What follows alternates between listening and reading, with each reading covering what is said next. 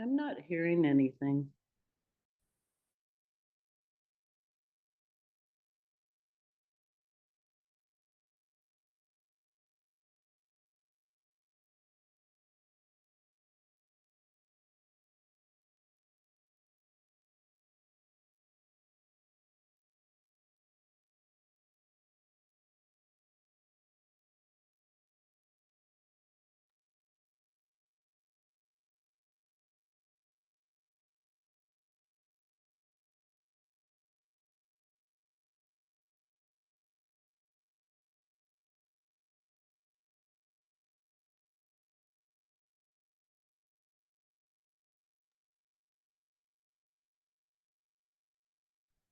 The schoolhouse is still muted, or have we started the meeting?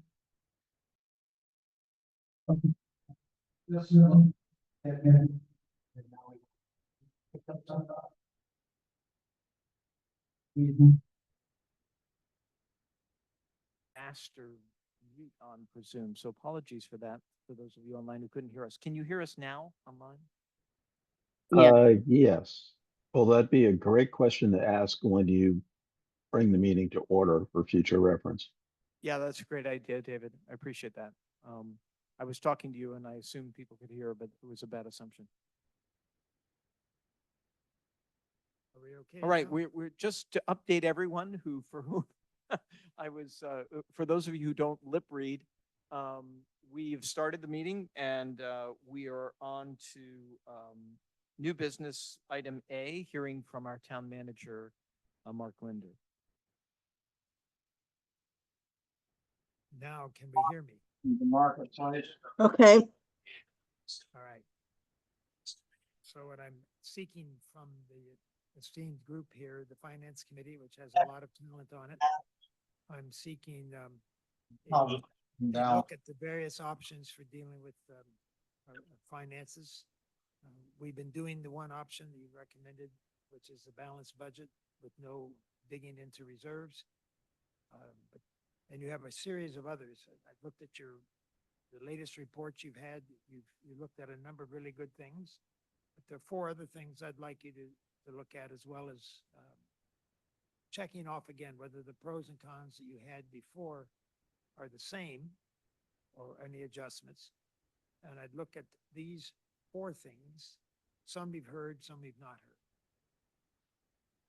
I'm curious about the pros and cons of annexing Ladera, particularly if we can annex the commercial strip. Secondly, I'm curious about your pros and cons of merging with Woodside.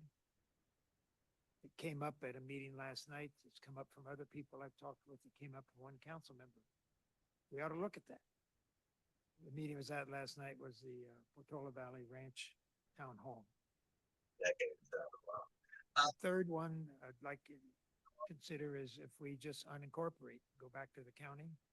I'd have either this. And the fourth one I'd like to consider, which has been proposed by some other. I don't know which one is the oldest. This is very old. Well, then we probably should finish that. Somebody has their mic on. Yeah, if everyone online could mute, please. Please put your microphones on mute. Background noise is breathing through here in the schoolhouse. Thank you very much. And my fourth one, which has been suggested by another community leader, is that could we look at a $25 million either endowment or investment fund or bond fund? I don't know all the answers to it, of which 4% return would go to the town and the rest of the return would go to the investors or the bondholder or whatever. This one is brand new, so I've done nothing but look at AI on it, and AI tells me it's viable. It's got all other kinds of conditions. But I haven't talked with investors on this, but the feeling was that this could be, the town could be a good investment. An endowment fund might work. I don't know exactly how it would go, but I think there's people on this committee who could help think that through and say whether it's worth pursuing. So my target is to get something, I have committed to council to have something by the June 25th council meeting, that the pros and cons they could look at, and the council could then see where they wanted to take further action. And this would also set that up for your next ongoing town manager. And I'm happy to answer questions, but it's a request whether you want to do a subcommittee to take a look at some of this stuff or whatever. This would be very, very helpful to me and helpful to the council to have your pros and cons look at some of these new ideas that have come up in my conversations in the community, as well as the good work that you did before. Thank you. Great, thank you very much for that. What I propose we do to handle this is we do clarifying questions for Mark. Then we can hear from members of the public, and then we can have a discussion we just heard. So clarifying questions from the team up here. That's fine. So let me just ask you a clarifying question regarding what you call the endowment fund. I understood you to say that the interest would go to the town and the principal would go to the investors The principal and any interest over the 4%. over the four. So I'm sit on the board for City of San Jose on the pension board.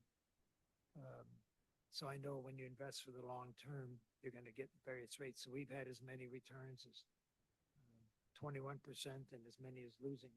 I mean, it's just how that works each year in the market.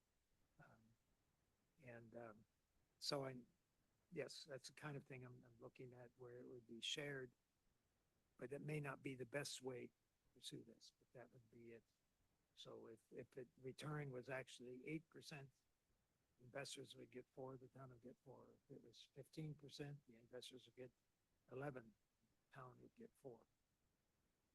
And does this have different investment rules than typical town funds? In other words, do they invest in equities and? Yeah, you other would have, under my scheme and my embryonic thinking, this came up 2 days ago. So this is kind of it would be probably an investment fund, 25 million, handled by investment advisors, not necessarily part of your Schwab investment that you have now, but you may have some other investors, investment advisors that would manage it. It could go into equities, could go into any number of, could go into bonds. Right. Or you may come back and say it would be better if you did a municipal bond and have people invest in it and the town would get, there may be another way to do it, or that may not be a good idea at all. But it was intriguing to me enough to put it out there. And was there, the people you spoke to, was there interest in putting up $25 million? Well, of course, they said that there's people in town who would be willing to do this in aggregate, not one person. This person did not write me a check for $1 million. That it was an idea. It was confidence in the community's ability to do that, and I'd be interested in doing that. But it is admittedly an embryonic idea. That there are people here in this community who care enough. I mean, I see facilities have been done here with private money, so on, that there would be enough potential interest in something like this that could generate $1 million a year for the town and something for the investors. And do you know of other towns or cities that have done this? I know of no one that has done this. I know no one's quite like this town either. Capacity. So, Well, that is a new idea. yes, it's a brand new idea, admitted. Given that you're clearly an expert in this area, do you know if this would be tax advantage for the income investors, the non-city investors or non-town? If it was a municipal bond, it would be tax advantage. If it was a donation, I don't know that yet. I would have to consult with the bond counsel, with the tax advisor. I haven't done that yet. I had all the other ones lined up and then this one dropped to my lap. So I'm happy to do additional checking in this week and put something back to your chair or to Tony, because I do know people who can help me think about this. And who helped me, help the bond, I mean, the pension board that I'm on in San Jose manage about $3.5 billion of pension money. People, so there's people I can talk to on if there's worth doing. I do not know yet the answer to that. I don't want to guess.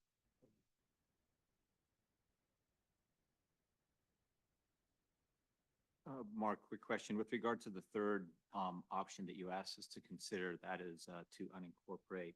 It's actually an idea that the committee has actually at least briefly touched upon before. Okay. One of the related topics that had come up is in order to provide some amount of municipal services instead of doing it through a city structure. One of the key issues you probably know is that when you are an incorporated city, it actually means that you become a target for the allocation of the housing element. Whereas if you were to actually provide services outside of an incorporated entity, you could provide, and actually most of the government services in California, as I understand, are actually provided not through incorporated cities, but they're done through these special districts. So one of the ideas was to actually disincorporate as a town, but maintain some level of particularly an open space special district. And now that would require, as I understand it, to go through a LAFCO process. In your discussion with whoever it was around the third option, unincorporating or disincorporating, was any of that thinking also described? Well, it was described that we would not have the housing element issue because you're not incorporated. I've not seen a special district. I think it's an intriguing thought. I mean, that may be something that you could, a variation come back with. Parts of communities that I've been a part of that have a name, like Ladera does. I live in Santa Cruz, so in Santa Cruz County, it's like Aptos, and SoCal, and all of that stuff that are people identify with it, but there's no special district attachment. They're still part of the county. They're still county unincorporated. I don't see why we couldn't look at what you're suggesting. I'm just not familiar with it. No, that was a good example, because actually when we did look at Ladera, while unincorporated, they actually do have a special district there. Theirs is a recreational district, so they have some facilities that are largely funded through their tax assessment. The funding is supplemented through individual use charges, but the majority is funded off their tax assessment. Okay. Well, very good. I knew there'd be smart people up there, up with you. It's good. Worth checking. Any more questions up here before I turn it out to the general public? Okay, seeing no one else, David Cardinal, your hand is up and you're recognized. Thanks. A few quick comments. First of all, as far as annexing Ladera, I'm very curious. I'd love to see a financial analysis. I think the big issue is that we've really pissed them off over the last 15 years by treating them like a poor stepchild. So their HOA is not as receptive as they used to be. So bigger picture, we'd have to overcome that. Second, on unincorporating, I don't think that's a finance committee issue. I mean, it's great to do financial analysis, but it turns the whole city government on its head. And so I think it's a much bigger change of lifestyle and change of life. When we first moved here, we had to go to San Mateo County for permits. We don't anymore, for good or bad. So to me, that's a much larger issue, but it'd be good to know that the finances, you don't actually get out of under the housing element. We would just become part of the San Mateo County housing element. And truly, they have other places to build housing. So in that sense, we might wiggle out because they might say, well, we can build housing in Pescadero. So that's a thought. As far as donating, John Golden has set up a 501c3 already where people can donate money to the town for projects that are of interest to the town. So if people actually want to donate, we now have a vehicle for that. I don't know anything about the bond thing, but as far as we have a way, if all these well-meaning, super rich people or semi-rich people want to chip in money, there's a vehicle where they can do it. And I think if they really care about the town, that might be a good opportunity. Thank you. Thank you, David. And that is coming before council on the 14th of May. The PV fund. What is coming? The PV fund? Donations policy and the Portola Valley Fund that he was referring to, that Mr. Golden was set up, just so you know, that that's moving forward. Great. Any other comments here online before we go to discussion? Nan Shostak, please, talk to us.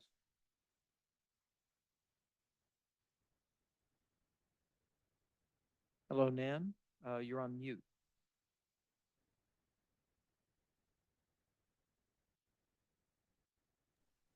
Thank you. Nan, Yeah, got there it. you are. Got it. Yeah, sorry about that. Yeah, no, really interesting conversation and really far ranging.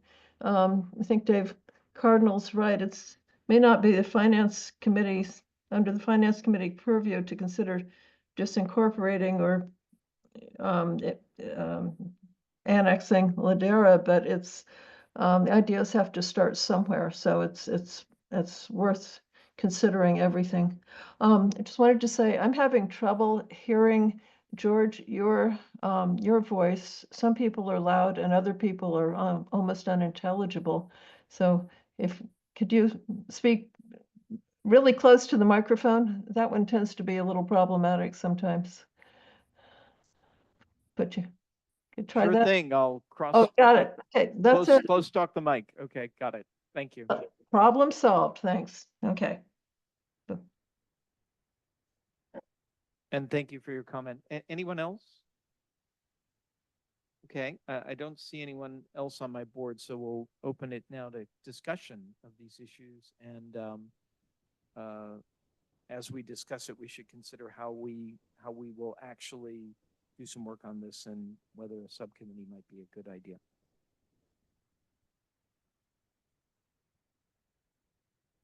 Okay, my first reaction as a accountant, finance person is I'm not sure, other than maybe helping with the endowment, I'm not sure what skills, background we have.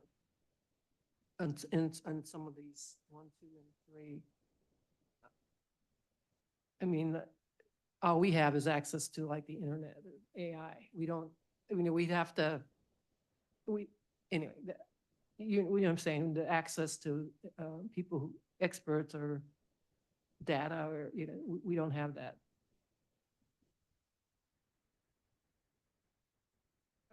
Okay. Yeah, so I'm not sure what would be provided to us, how we can help. And that's just saying from my background. If there is no one on the committee who has access to that kind of information or whatever, I can talk to people that I know who do have, can give me some ideas. If you want to take a look at it. I mean, I will talk to our top investment advisors for my City of San Jose Pension Fund. We can talk to a bond counsel. So I just didn't know what level of expertise was in front of me right now to take a look at any of that. Yeah, I mean, my suggestion would be that we form a subcommittee and we spend the time between now and our next meeting. But, you know, we put this as an agenda topic, the items that you discuss, and we do some work. Clearly, that would be mainly publicly available resources, but filtered through our own experience and process and whatever. And we can list some pros and cons as you suggested on some of these. Some we've considered like unincorporation before. But revisiting that certainly seems worthwhile. And the annexing Ladera, we've thought about that before too, but taking another look at that seems reasonable, as does this idea of consolidating with Woodside, the $25 million endowment or that sort of thing. That's a brand new idea. and seems to create some potential issues, so we'd have to look into that anew. But these other things we've thought about, so we could compile a list of the pros and cons, I think. For instance, unincorporating would have this signal benefit of relieving us of the sheriff's additional charges for us simply being part of a town for doing what they would do otherwise if we weren't a town. And that is driving our budget problems, but it comes with negatives too, right? Presumably around control of the development process in town and that sort of thing. So, thoughts from other members on this and other approaches? Well, one comment, Mark asked us to do a refresh on the work we did previously. Yep. And we did have some subcommittees on that, so if we're going to consider that, we should maybe look at that list and say, are there any there that we really want to refresh or not? Right, because we did that, what, I back think in part of the September? or reason- something? Yeah, it was like September, October, right, that we did some of that work, so it sounds like it's begging for what's the list of candidates for us to look at, who are the teams that are gonna go look at it, that type of stuff. So that's one comment. The other comment is, do we have a incremental revenue target that we're shooting for? Because some of these are big items, but if we're successfully running the town, I don't know how successful we feel right now with a balanced budget, and we're not eating into reserves, maybe we don't need to do anything this big. Some of the 4 ideas that Mark presented, maybe we just need to do something smaller. Well, I'm taking that question. You want to take that towards? Yeah, I didn't know if we're at that point, Tony, in the planning where we're saying we minimally need this much more money. I've said from the beginning about $1 million. But again, there's some variables. One is what staffing levels are we going to be comfortable with? And the target reserve. Because if we want to keep it at 60%, that's a completely different. We can hardly hear, thanks. So if the funding level is not, if it stays at 60%, that's a completely different budget process than if we say reduce it to 20% or 25%. So there are some variables, but I don't have a number for you right now. But it'll be something that we're going to be developing over the next month.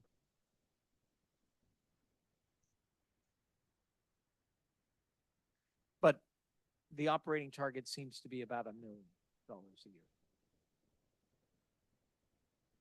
Yes, $1 million, and that's just to keep pace with the sheriff's contract, because Right. next year is 25-26 is the last year of the credit that we receive from the county, but the contract's still going up 400,000, and then it's going to go up another 360,000 for 26-27. I see. So it's that cost is just going to keep accelerating, unless we come to a meeting of the minds with the sheriff. Mark, is there any direction with regard to revenue targets from the town council that we should be considering as it relates to either refreshing the work already done or these 4 new options? I think the council's been looking at what a ballot measure might bring in, the ones that you've talked about. And it's about where Tony's been outlining. It's roughly $1 million, but the understanding is it's not a static number. Each year it's going to need to probably grow and deal with that. And I think the disincorporation or unincorporation, I think part of that is for the community to know that if certain things don't happen, this could happen. And if this does happen, this is what the impact might be.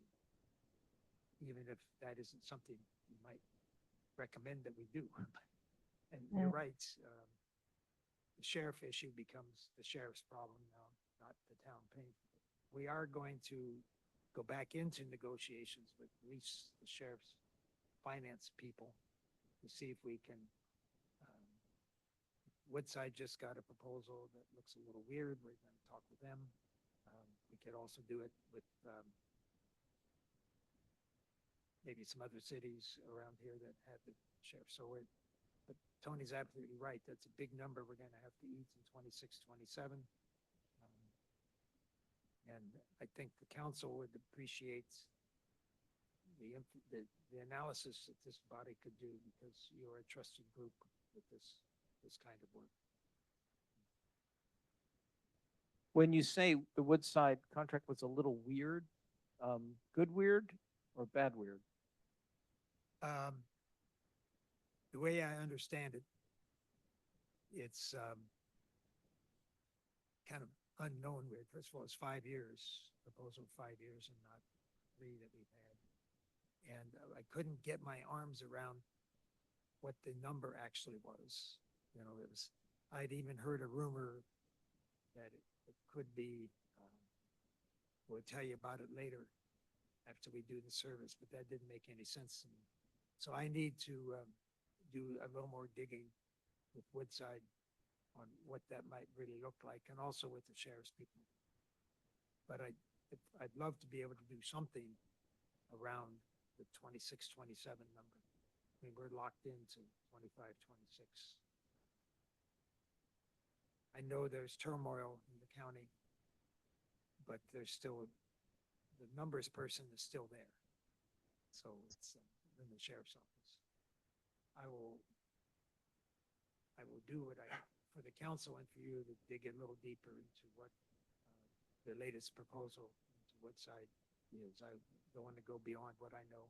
And that's what there's a proposal for a 5-year with it's almost like a labor contract with, you know, percentage increase each year over the 5 years. If disincorporation is a real option and the county understands it to be a real option, doesn't that help our negotiations with them if primary driver of us disincorporating is their contract, where they would get 0 incremental funding, if I'm correct? That could be one of the pros of looking at it.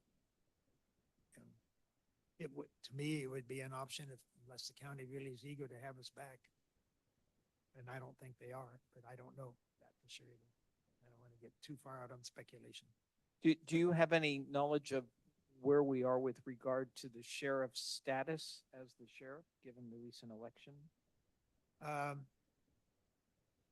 Everybody's suing everybody. Beyond that, don't really know. But what was given was the board wanted the ability to fire the sheriff.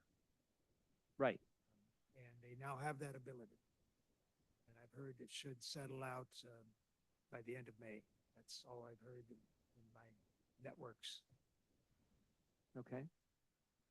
I think, Steve, you raised a very interesting point, which is, you know, the notion of us being assigned all of these expenses, which we never used to be assigned by virtue of our municipal boundaries, not respecting the fact that our tax revenues are very low because we don't have a lot of the businesses are 100 yards outside of our boundaries that would fund that. And those entities are paying taxes to the county, including for the sheriff, as are we through our property taxes already, whether we're incorporated or not.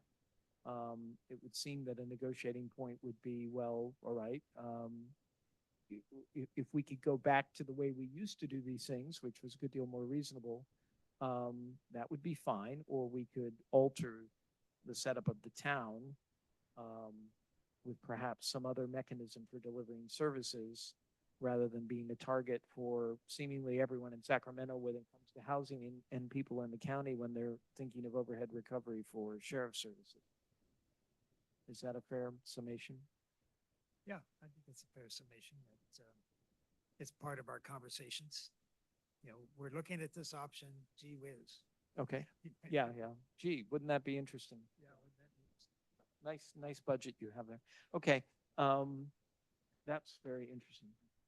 I have another clarification question for Mark. So with regard to the fourth option, the $25 million endowment. So having spent some time on Wall Street issuing municipal bonds, both general obligation bonds as well as revenue bonds, This is something quite different.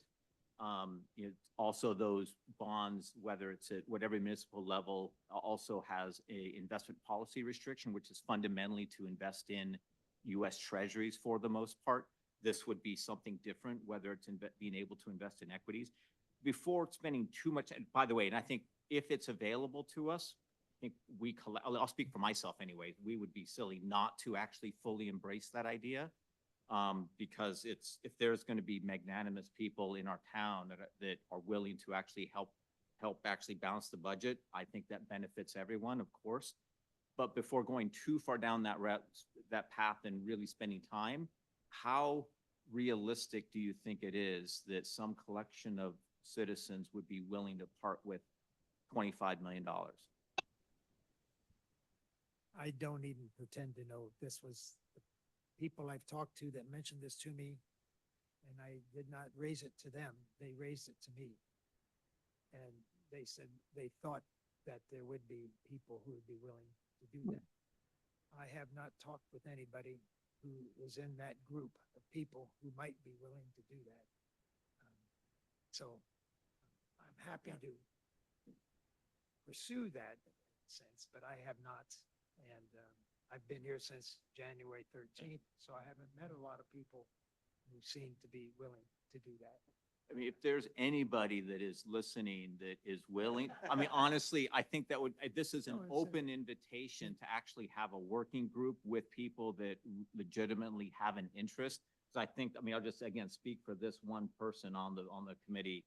That is something that we will be willing to dig in and creatively and flexibly in order to do so. But there needs to be some confidence that that is a worthwhile endeavor. Sure. And I know that I love working in this town hall that was 100% funded by private money. Yeah, and I just want to echo what Mark's saying. I would imagine that, I don't want to speak for any eventual subcommittee we have here, but my own sense, just de novo looking at this, is if it isn't connected to an anchor tenant, to seed the first $5 million or something, it's hard to devote a lot of resource to what may be wish casting. I mean, in my own circumstance, I can go look under the seat cushions in the car and the couch, but I won't turn up very much. The way gold's going, it may be okay.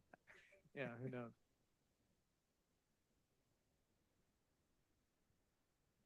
Other discussion on this element?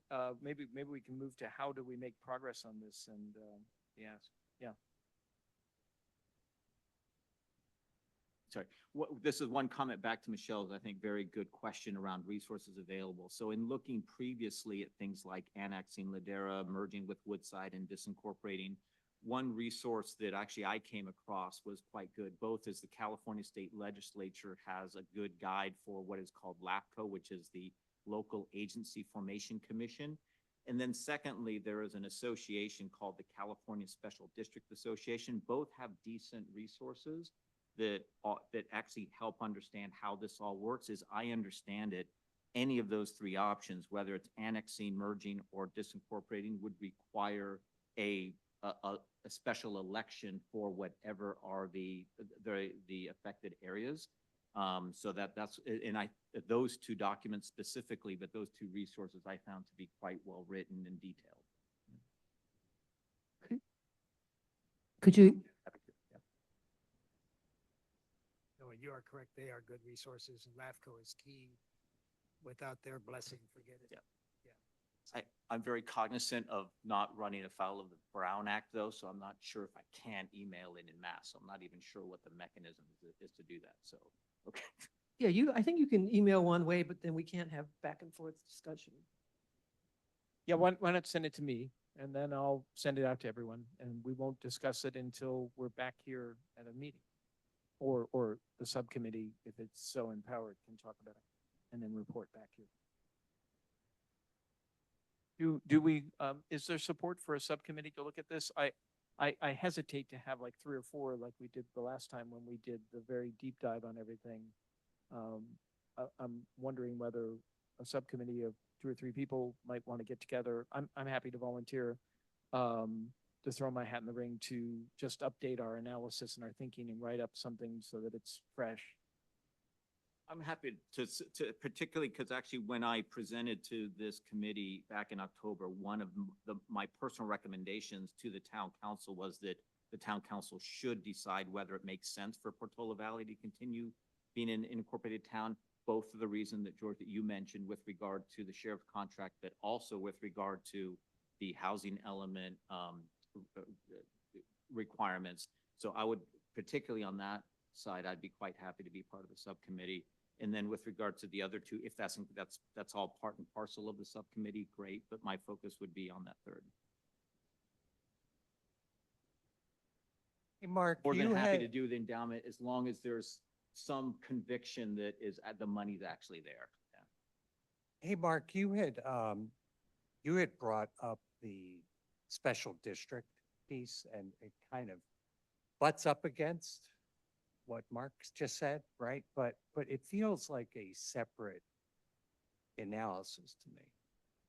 Yeah, that's a good point, because actually this is a number of meetings ago, and actually David Cardinal, who's such a careful listener usually, I think that he had misinterpreted my suggestion or idea that we somehow collapse the Woodside Fire Protection District with a policing district, but then we somehow cross-train firefighters. That was not my intention.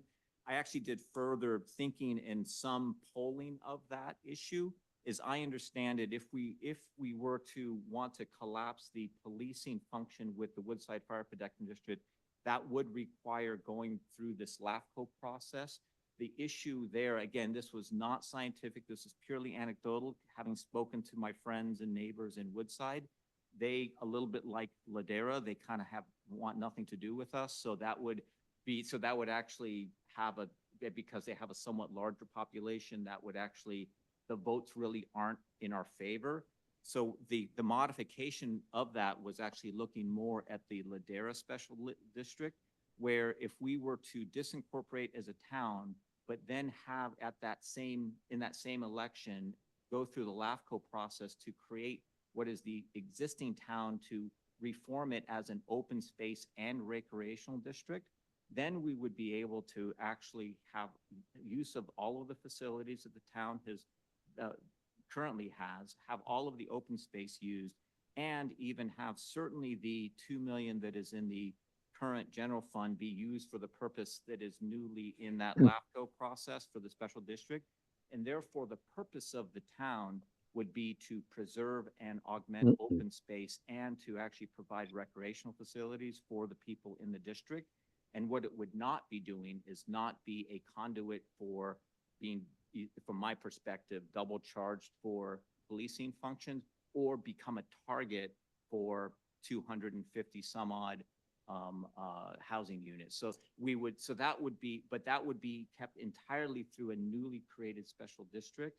Then the mechanism to do that would be at the next general election. My guess would be November of 2026. Have that be on the ballot for the current residents of Portola Valley to essentially one single vote, disincorporate, and then essentially create a new special district that is an open space and recreational district. Okay, thanks. In terms of subcommittee, assuming there's no objection to forming one, the members would be me and Mark so far. Anyone else want to sign up?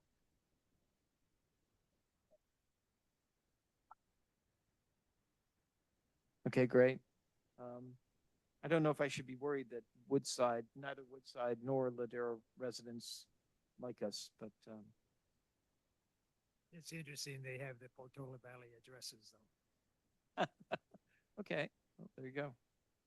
George, there's two people with their hands raised. Probably already took public comment. Yeah, I think we already did public comment on this matter.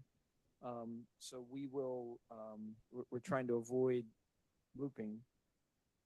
But we will hear from everyone on every item on the agenda here. Is this first item closed out? Everyone happy with that? Sorry, I missed. So who's going to do the refresh? It's to going to the- be me and Mark, unless That's it. anyone else wants to. Oh, wow. Sounds like you have a fan out there. Would you like any additional help? Yeah, I'm raising my hand. another person would be great. but- Okay. I'll help out. Chris is helping. Thank you. That's wonderful. See, somebody Awesome. does I like thought that. I saw Michelle mouth yes. No? Was that a yes? Okay. all right. Mr. Casani, did you have anything else to say? Okay, so we've got three of us. That's perfect. Thank you very much. Three people on a subcommittee. And the goal will be when we meet in May, we'll have a report with a quick refresh on these items and some thoughts in terms of pros and cons to address our town manager's request. And with that, I'm declaring item A over with. Thank you, Mark. And we will move on to B, which is a finance update from Tony McFarland, our finance director.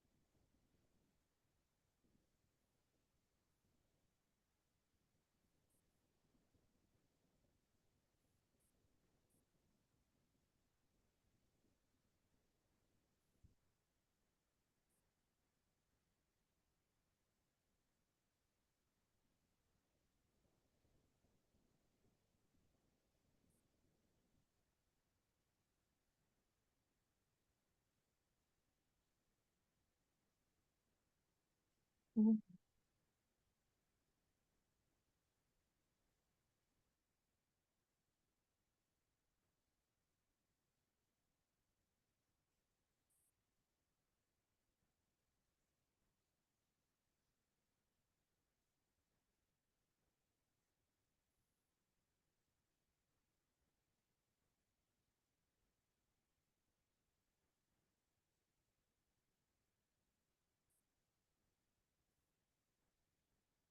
Are you talking? Have my microphone, sorry. Can you start over? Okay. The documents were available. General fund balance ended the month at 1.98 million, and that's a surplus of 72,000. So we're still within our balanced budget target. And you'll see on the warrant list for this Wednesday's meeting, our second and final payment to the sheriff of 940,000 was made. But that's being offset by the $1 million in property tax that we received, so it balances out. But as George has said in the past, it's like two ships passing in the night. And so that's the February updates. Are there any questions? Just because we're going to have a conversation, I think, about reserve balance. And do we have a calculation yet of, and I don't know if you're doing the calculation on the side here or what, Bill, but just where we are versus what policy currently says we should be at? Right, so Just to we're, kind of keep a yeah, red light, we're, green light going. our budget is 7.7 million, and our balance is 1.98 as of February. So that's about around 25%. But our policy target is 60. Okay. I mean, I love these reports. I just think it might be good to just So you have more. Yeah. To have that metric in there, Yeah, yeah, I hear you. can we add that, please? Yeah, I can add that. Thank you. For the record, that's the first request I've ever made of the finance director to add any data here, so. First request publicly. Also, if I can add to that, we're going to talk later about reserve policy. We had a subcommittee that two of us were on. And one of the changes to the policy was that we would have the reserve ratio calculated at least quarterly or every month if we were at risk of being at or under the requirement. We are actually, have been under the 60% requirement by about 30 or 35% almost since the time we adopted the current year budget. We're going to continue to be at that level. Right. I think we'd agree for at least another year. So the discussion later is around, is the reserve policy just a straw man that we're never going to get to, or should we actually revise it to be something more realistic? Do you want to take questions on the February report first and then March?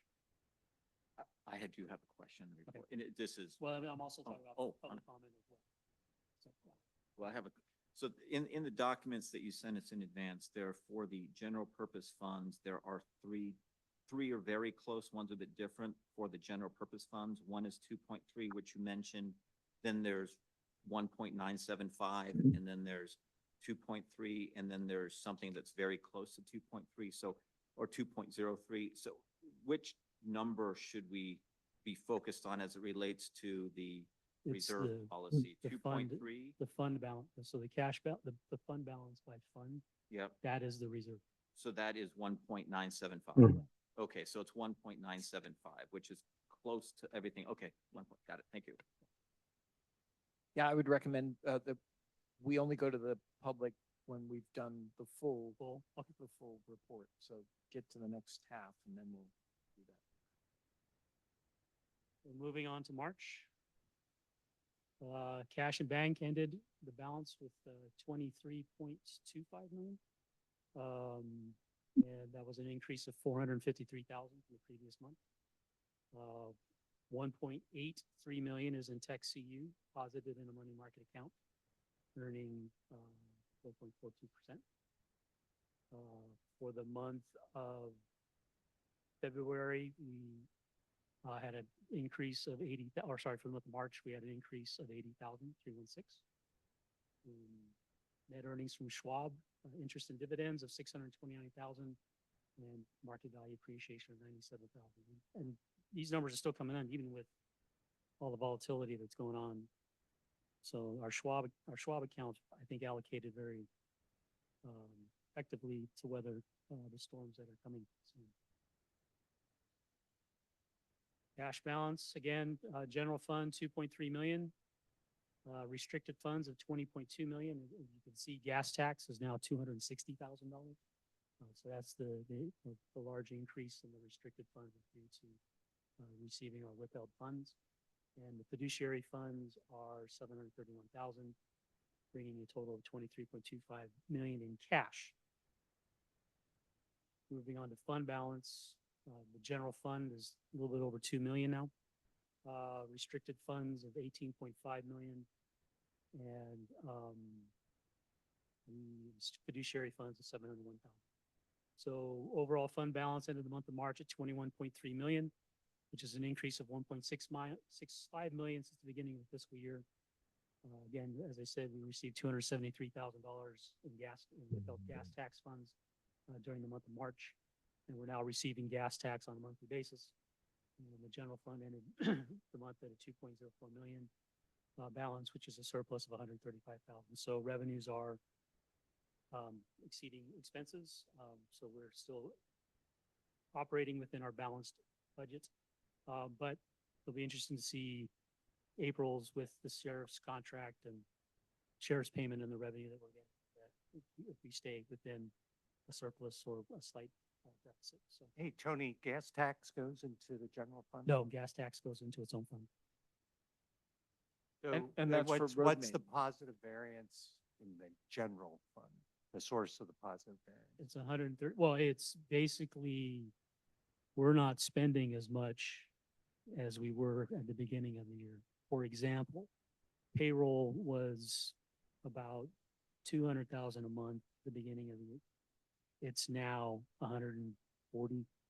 So we're $50,000 to $60,000 less in payroll a month because of our vacant positions and not filling those positions, and because that's the tack we took to balance the Yeah, budget. so, I mean, so should be noted, thank you for the great fiscal management that's underway here, because our reserve has increased month on month, Mhm. which is a fantastic trend. Yes.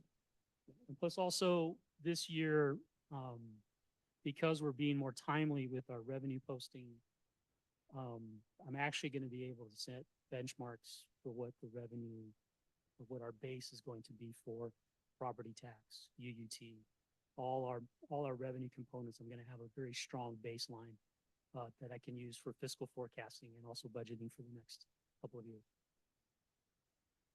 Yeah, and again, just to note, back in September, October, when we were first clawing through this, this was nowhere near as clear. Right. So again, thank you very much. It's not just good fiscal management, but very good financial reporting. So thanks, Brad. Thank you. So that's the update for March. Any more questions, comments from the Finance Committee members?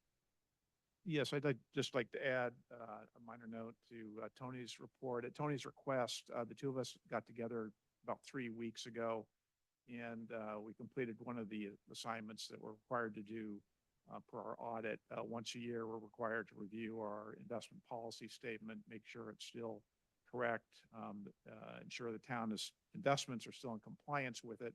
They are. And we also had a general discussion about any changes we might want to make among the investments, given the current interest rate environment and other considerations. And we decided that we think we're stay the course for now. And I just wanted to note that to the committees. And that's another item we can check off from the audit report, which we'll probably see when we get the audit for the next 2 years. They'll probably say the same thing. That one's covered now. Thank you. My only concern is the unfunded pension and the OPEB.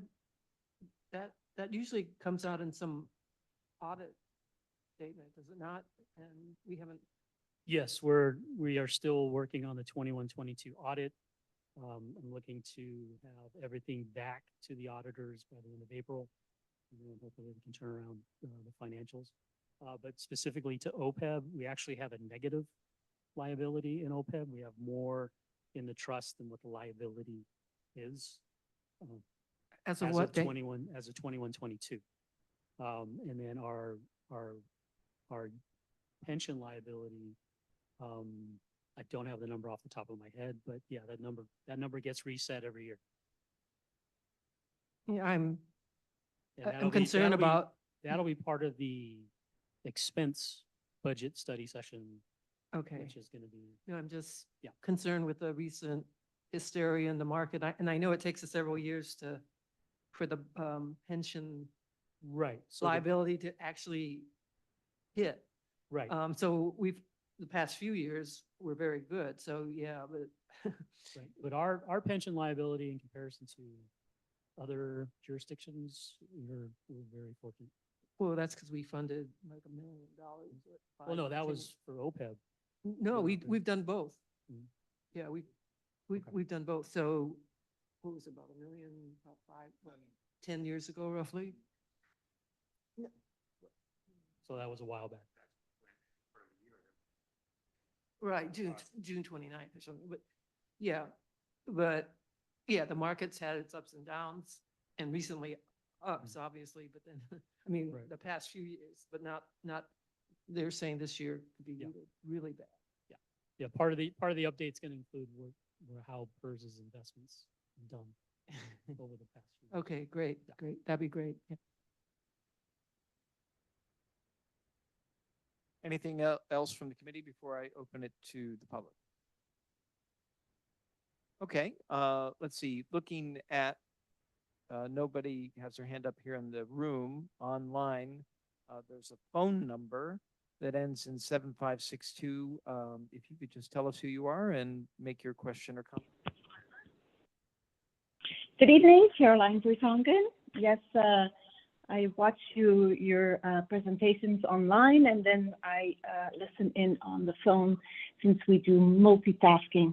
I really appreciate your work, and I really want to compliment the new members, Mark Weisner and Chris Rittner, and I hope that this committee will not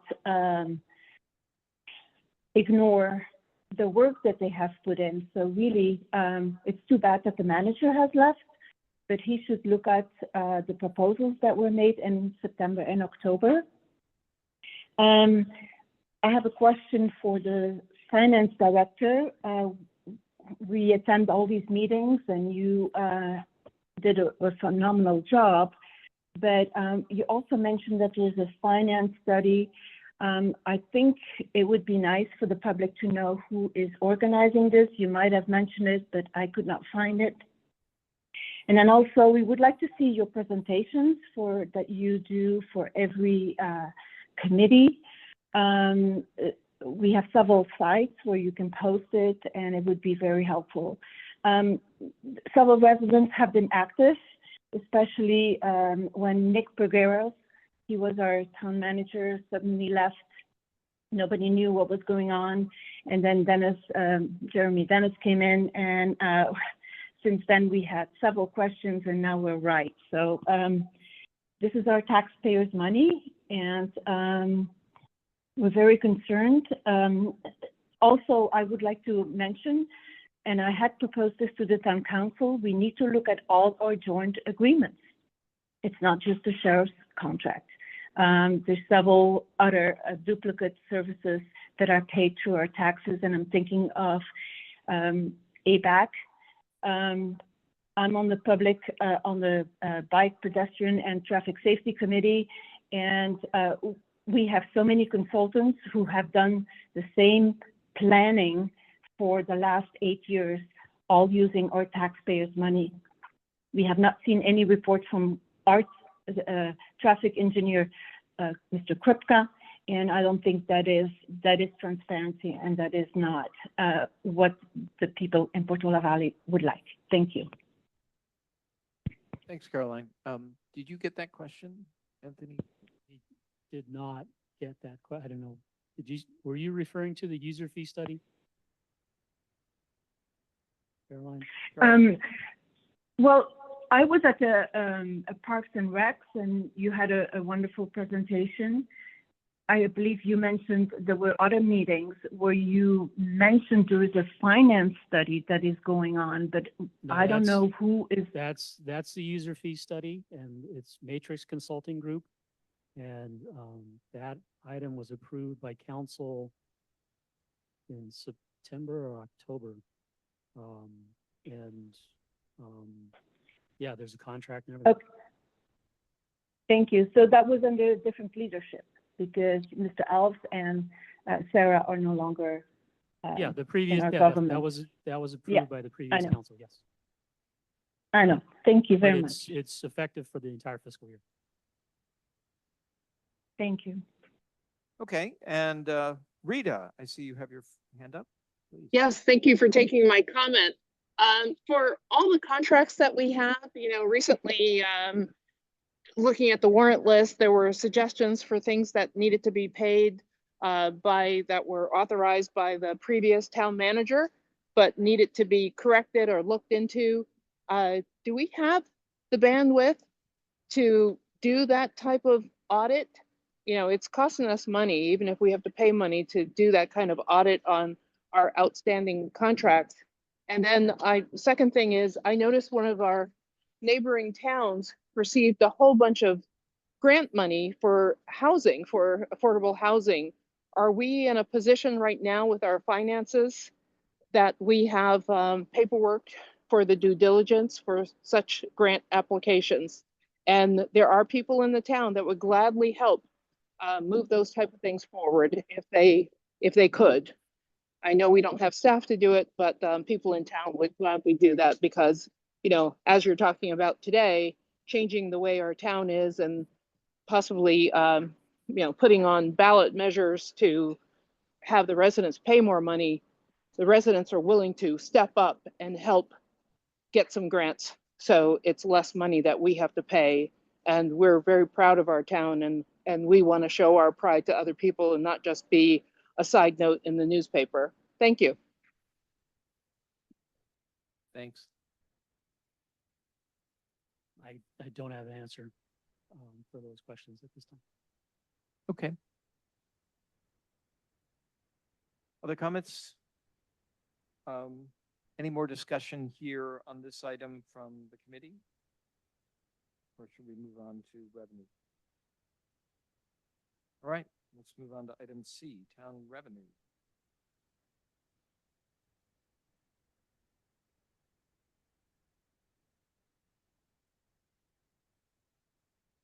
I'm going to pull up the PowerPoint that I gave to the council. It was included in your packet.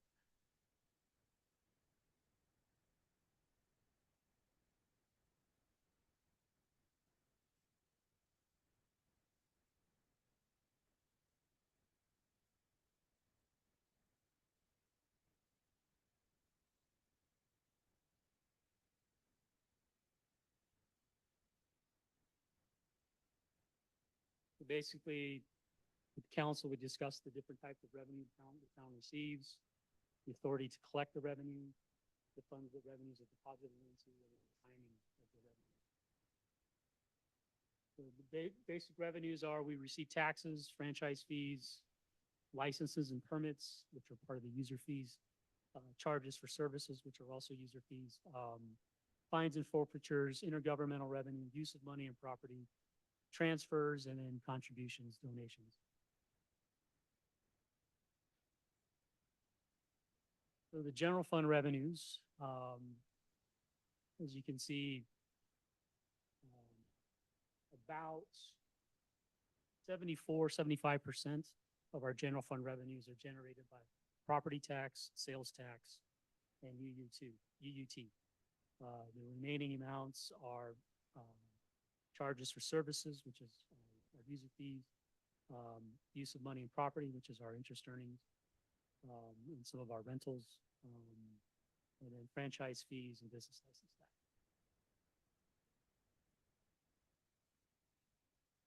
So the stated 76% of general fund revenues are coming from property sales and use, utility users, and business license. Business license is a tax, as it's defined in our municipal code. So any changes to our business license would require a vote.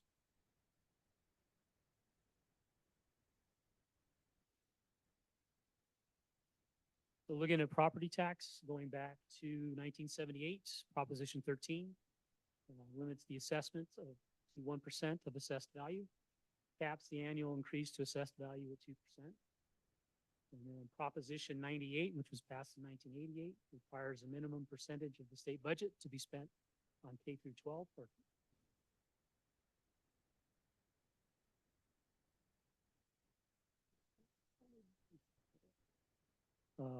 And then also shift specified amounts of property taxes from the town to educational revenue augmentation funds, or ERAF, to support schools. And then Propositions 58, 60, and 90, which were passed in the 90s, allows homeowners to transfer existing assessed values between spouses, parents and children, or if you purchase a new home. Proposition 90 actually now allows you to move that assessment from county to county. And we're starting to see some of those Prop 90 adjustments. So some of the property tax definitions: assessed value, which is the base value that increases 2% per year. There's a supplemental that increases to assessed value due to renovations or a change in ownership. Unitary, which is the assessed value of property owned by utilities. T, which is the tax equity allocation, which raises the minimum property tax revenue to low tax cities to 7%. VLF, which is the vehicle license fee revenue provided to low tax cities via property tax.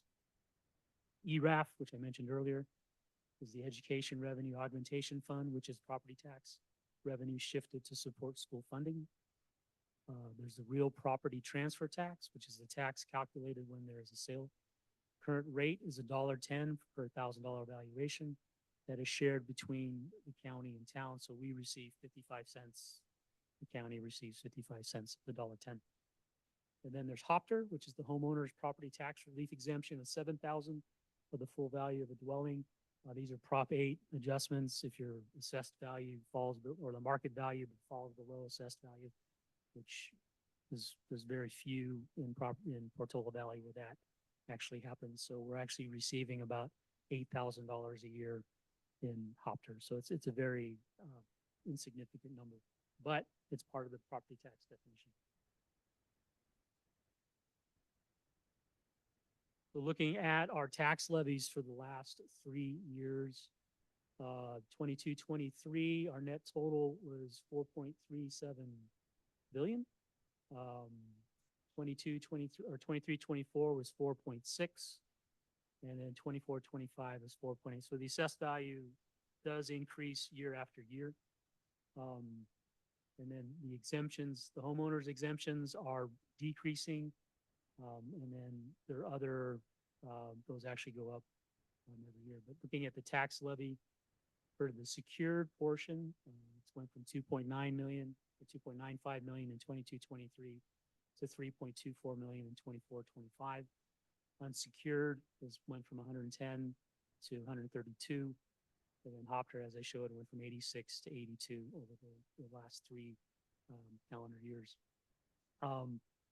One item I did mention was the county. We are a teeter county, and the teeter only applies to the secured levy. So we will receive the 3.24 million that is part of the secured levy. The unsecured will only receive what is being actually paid and collected, and the same with HOPTR. But the only one that we will receive the full levy is the secured portion, and that's stated in the tax levy letters that we receive from the county on an annual basis. But looking at what is levied between secured, unsecured, and HOPTR year after year totals 7.01%. So the levy is 7%. Secured is a little bit below 7%, but it's made up with unsecured and HOPTR throughout the year. But again, those two numbers are based upon what is actually collected and paid, or paid and collected and given back to us during the year. So, so when we do receive, and I'm doing this right now, I'm going through the property tax month by month, and there are some, we're still receiving some funds from the prior year. And there's also being adjustments being made for any appeals. And right now, the way the appeals are running, it's 90% in favor of the appellant. So that's, and so those are adjustments downward in the assessed value as the appeals are being successful.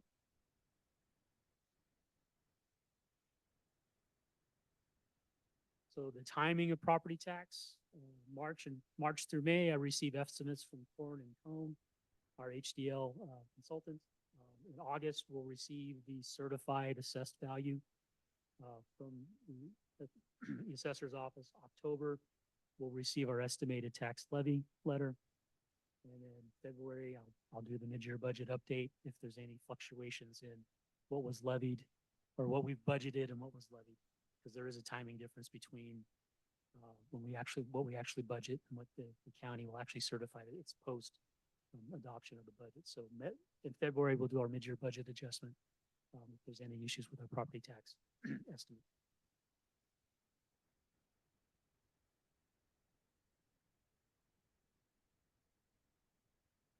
So sales tax, here's a breakdown of our sales and use tax.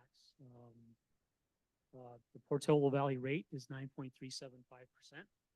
1% is received from the state rate of 7.25%. So it's approximately 11 cents for every tax dollar that's remitted.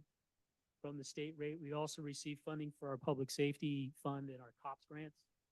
And also Measure A and W are funded through the district add-on rates, which are 2.125%.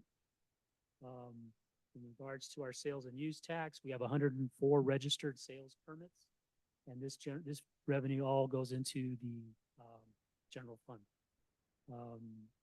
So as you can see on the district add-on, 0.125% is for Caltrain. And then there's 0.5% for county transaction and use tax, which is a TUT. And then there's county transportation tax. One's for the transit authority, and the other ones are Measure A and Measure W. And like I said, though Measure A, Measure W, Public Safety, and COPS grant, although they are sales tax driven, they're deposited into special restricted funds in our chart of account structure.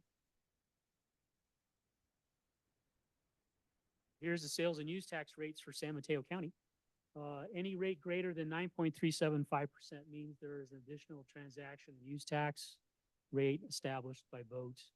And some of the Brisbane is 9.875, Burlingame 9.625%, Colma 9.375%. So there's room if we wanted to do a sales tax, a TUT, but our commercial base, as I said, we only have 104 registered permits, so we don't really have a large commercial base to take advantage of any type of sales tax. But we can do that analysis, determine just how much revenue we can generate if we were to do 0.5% or 0.25%.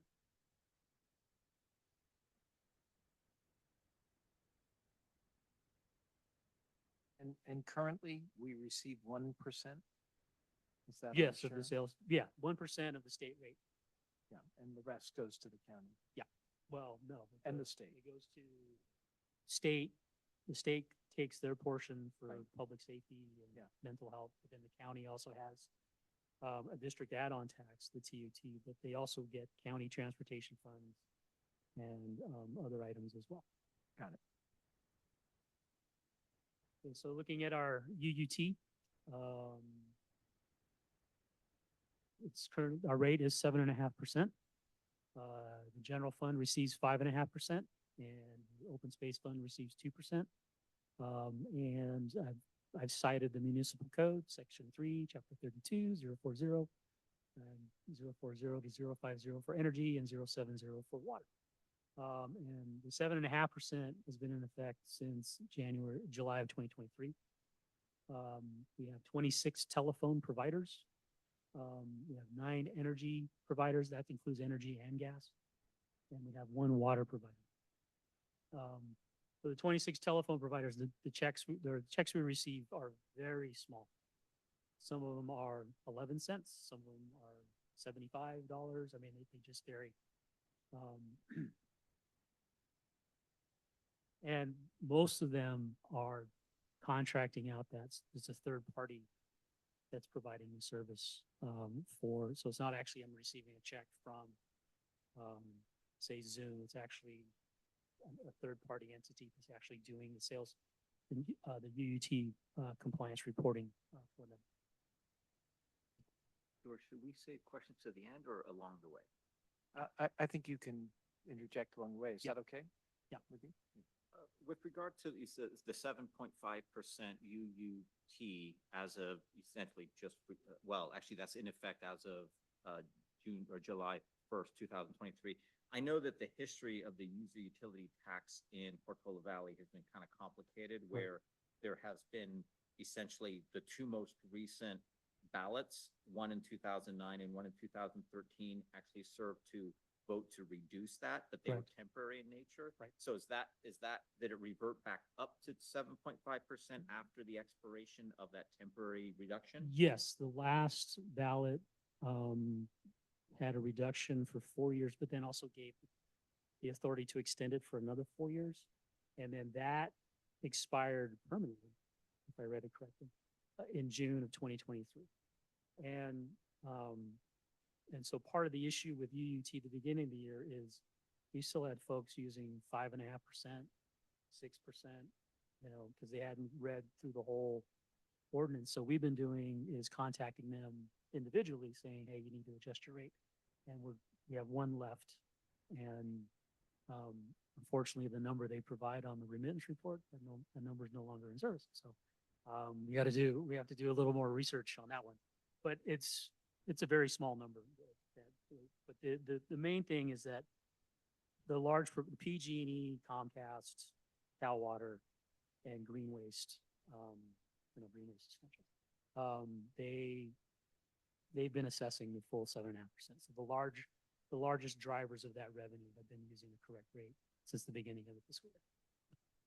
And actually, a further clarifying question, which is, we have talked in this committee that perhaps there are internet service providers that should be assessed the user utility tax, but have not been because of some antiquated language in the way the municipal code was written. Is that something that this committee, perhaps the subcommittee looking at updating some of the revenue sources, should be looking at again? Is that a worthwhile endeavor or not, do you think? There is a lot of research and documentation on that topic specific that I have readily available. I mean, if you want to go through that process, you can, but I do have enough information to kind of do an analysis there. Hey, Mark, so I worked on this a bit last fall with Tony. Always worthy of looking under another rock. But if you look at total UUT, at least back at the time, unaudited results, it was about $1.3 million that this 7.5 creates. And as Tony said, the big hitters are paying full freight already. So, you know, we can dig, but when you start thinking of the dollar amounts here, I don't know how much more we're really going to get. And Tony, feel free to disagree with me. Yeah, the analysis that people were doing when updating the telephone language, that they were estimating that the increase in revenue could be 15 to 20%. Our UUT telephone is the lowest. We get about 45,000, so 20% of that would be another 9,000-10,000. Although it would be great, you know, but it's just, is the juice worth the squeeze? The only one that you may have mentioned, but I don't think you mentioned it, is a number of people in Pepola Valley get internet service from Xfinity through coax. As I understand, cellular can't be easily assessed because there was some kind of lawsuit or where cellular is not subject to UUT. My guess is that if that's not, Starlink isn't either, but at least we at our house get through Xfinity coax. Is Xfinity assessed the UUT in our town? We get anything from Comcast. Anything from okay. Oh, Yeah. so it's Yeah, already covered. so that's Got what I it. mean. Okay. The big ones, It's bigger. they're paying full freight. Got it. Okay, that's Right? all. Actually, So, then, and Comcast, I consider a big one, yeah, absolutely. Okay. right? So Yeah. there might be something, but I think we're in the single digit Yeah, thousands. And The main issue with the language of the UUT telephone is that it is so antiquated that some folk can look at it and go, you know, it doesn't really apply to us anymore. So that's why we want to update the language.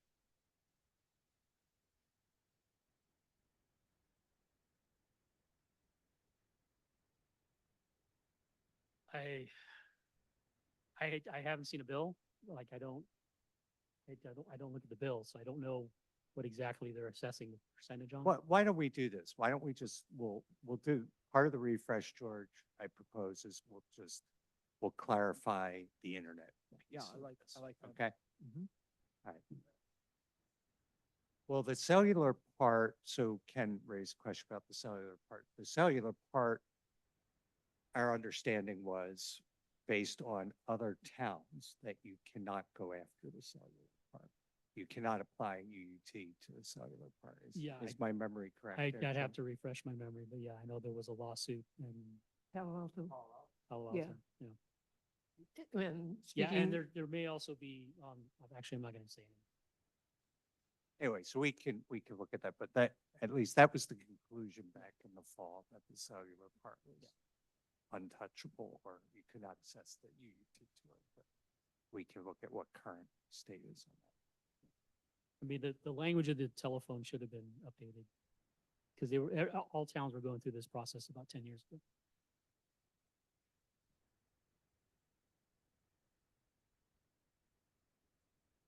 So this is just a breakdown of our business license tax fees.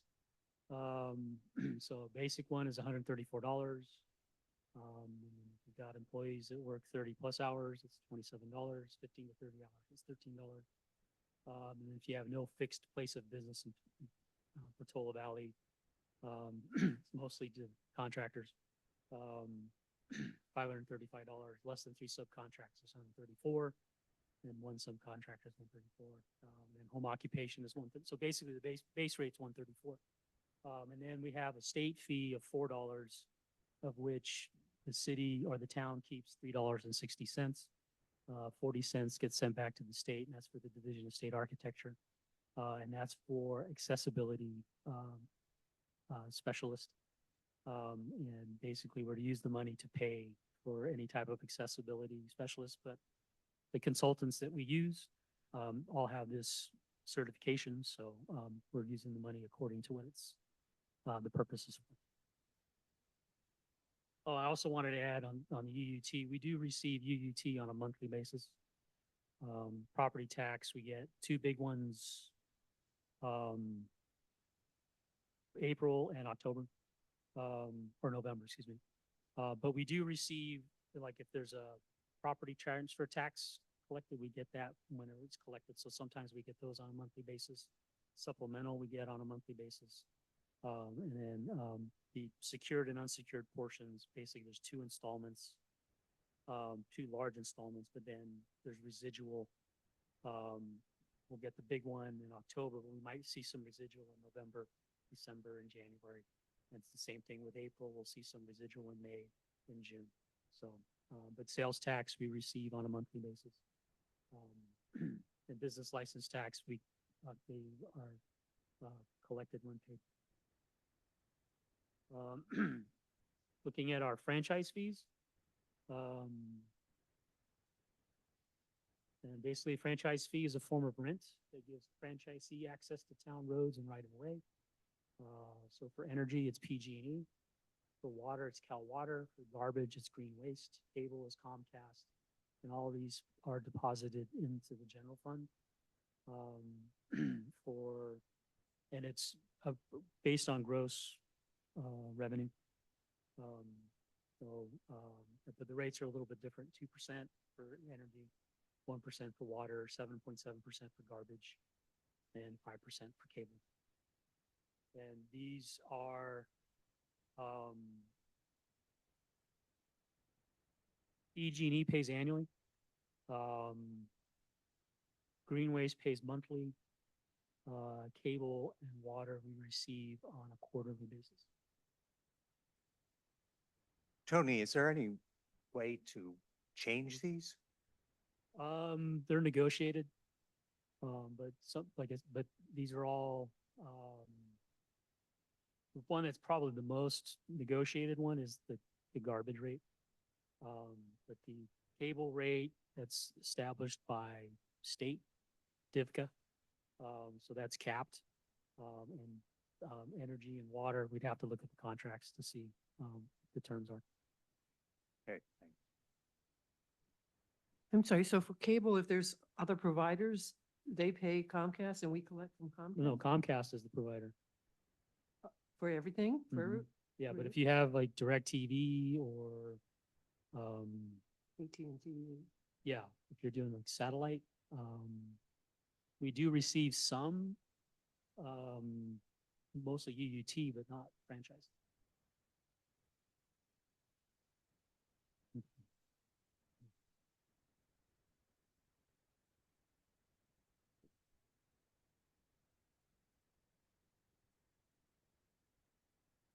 So user fees, they're mostly used in planning and building and our public works department, which is engineering, community hall rentals, and field rentals. So we have the baseball fields, the soccer fields. Those are rented throughout the year. Community hall rentals are renting out the space. We also have the picnic spaces. And then engineering fees, if there's any town engineer fees. And then planning and building is mostly licenses and permits and plan check. And so those are all the items that are going to be reviewed with our user fee study. Do you know, excuse me, do you know, the relationship between the planning and building and all those fees and the cost to deliver those services? It's out of whack. I believe the building fees are way more than the cost, and the planning fees are way less than the cost. And the net together, probably they break even, especially this year because we're not paying, I mean, we're using more consultants, but we're not, the salary costs are kind of offsetting. But our revenues are up, and are covering the cost for one specifically. So, but probably by the end of the year, it might be a net loss, in those areas. And Tony, I know that the town council, as you mentioned back in the fall, did approve the user fee study. Can you remind us if the parking lots, particularly that is used by ZOTS, is included in that? And when does the user fee study expect to be done? We will request that with the consultants. We're looking to have that hopefully brought back to council in June, for the fee study. The parking lot might take a little bit longer, because we're also we know we need to reappraise, those properties. And just we're looking at identifying, because we want to do some economies of scale here, identifying other parcels of the town-owned property that can be assessed for other purposes. But yeah, we should have the fee study component by June. The Nexus study is going to be into the next fiscal. I just have a couple neighbors that are particularly focused on the parking lot rates. Is that part of the fee study or the Nexus? The parking lot is part of the fee study. The Nexus study is for developing any impact fees.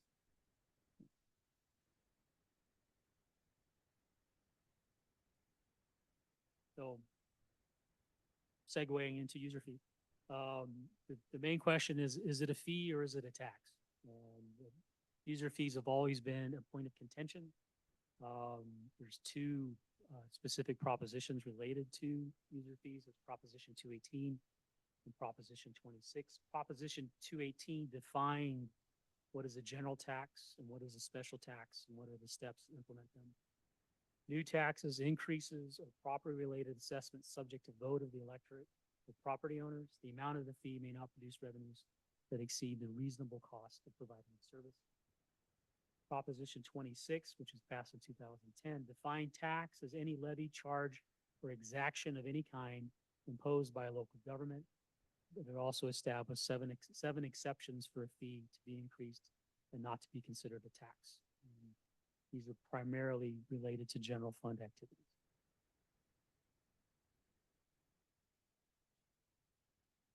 We'll probably go more in depth about the exceptions when the user fee study is completed. I'm sorry, so when the study is complete Right, when we bring it back to council for adoption. and it's going to be an increase, the voters need to vote on that? No. The fees are exempt. This is specific, they're exempt from the electorate because of the exemptions identified in Prop. Okay, it's covered by the, okay. Fines and forfeitures, this is primarily managed by the county. It's whatever tickets the sheriff deputies issue, or if there's any civil charges or civil cases that, so basically as a result of violation of the law, traffic fine, civil fine, collected by the county.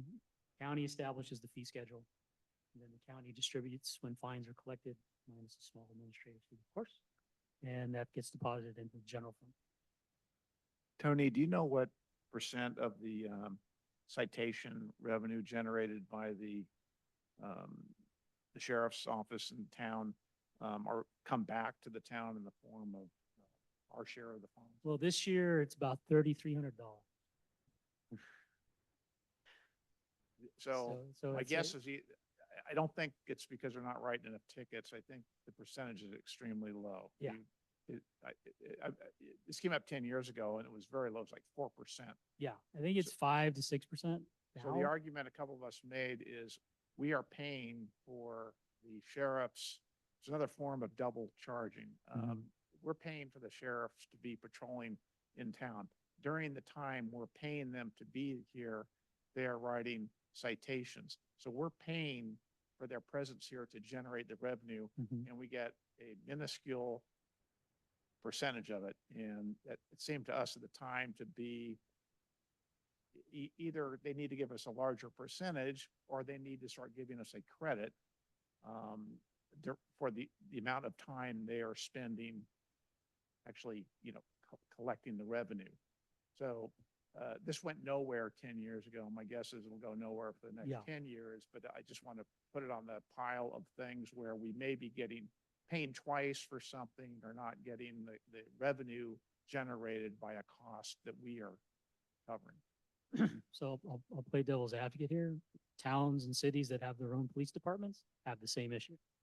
If they're issuing tickets to residents, even though they're paying property tax, which is paying the police officer's salary, they're also paying the fine on the ticket for whatever reason. So it's a problem not unique to Portola Valley. It's up and down the state.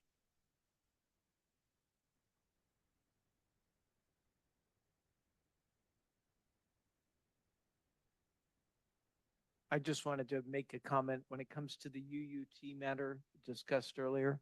Xfinity is not charging UUT for internet service. I checked my bill and not that. Yeah, it might not be listed as that. Yeah. Because if you look at the income that we're getting from Comcast, it's pretty significant. So. Okay. They Worthy of a second look. Yeah, they just say your plan is X and they show taxes and fees and that line item is 0. Yeah. They may just build it in. Okay. So looking at intergovernmental revenue, this is revenue received from other governmental agencies. And for us, it's gas tax, road maintenance and reimbursement account, or SB1, state public safety sales tax, COPS grant, and then any federal and state grant or aid. So the SB1, those are additional fees on your registration. You'll see those when you renew your registration for your vehicle. Gas tax collected at the pump. And then the state public safety sales tax and the COPS grant that comes out of the state's portion, the state's rate of the sales tax. Tony, you mentioned in the past that at the moment, we're not receiving any grants from the federal government. Is that correct? The last grant we received was about 200,000 and was for transportation. It was part of the resurfacing project from 2 years ago. I guess what I'm asking is, with all the upheaval in Washington, is there any federal funding risks that you see? Well, I mean, we're still being told, hey, apply for this, apply for that. But again, there's always going to be the caveat. But that caveat's always been there, is subject to funding. But again, it's going to be on our side. Do we have resources to manage the grant? And that means staff. And so we have the last grant we received in the federal grant, again, was for the resurfacing project. And that's where probably most of our federal grants are going to come from. I know it was mentioned earlier about affordable housing, but sometimes with affordable housing grants, there's income limits, basically the median income of the jurisdiction that may disqualify you from actually being eligible for the grant. So that's what the CDBG grants, community development block grant grants. But yeah, if we do receive a federal grant, it'll probably be for a resurfacing project.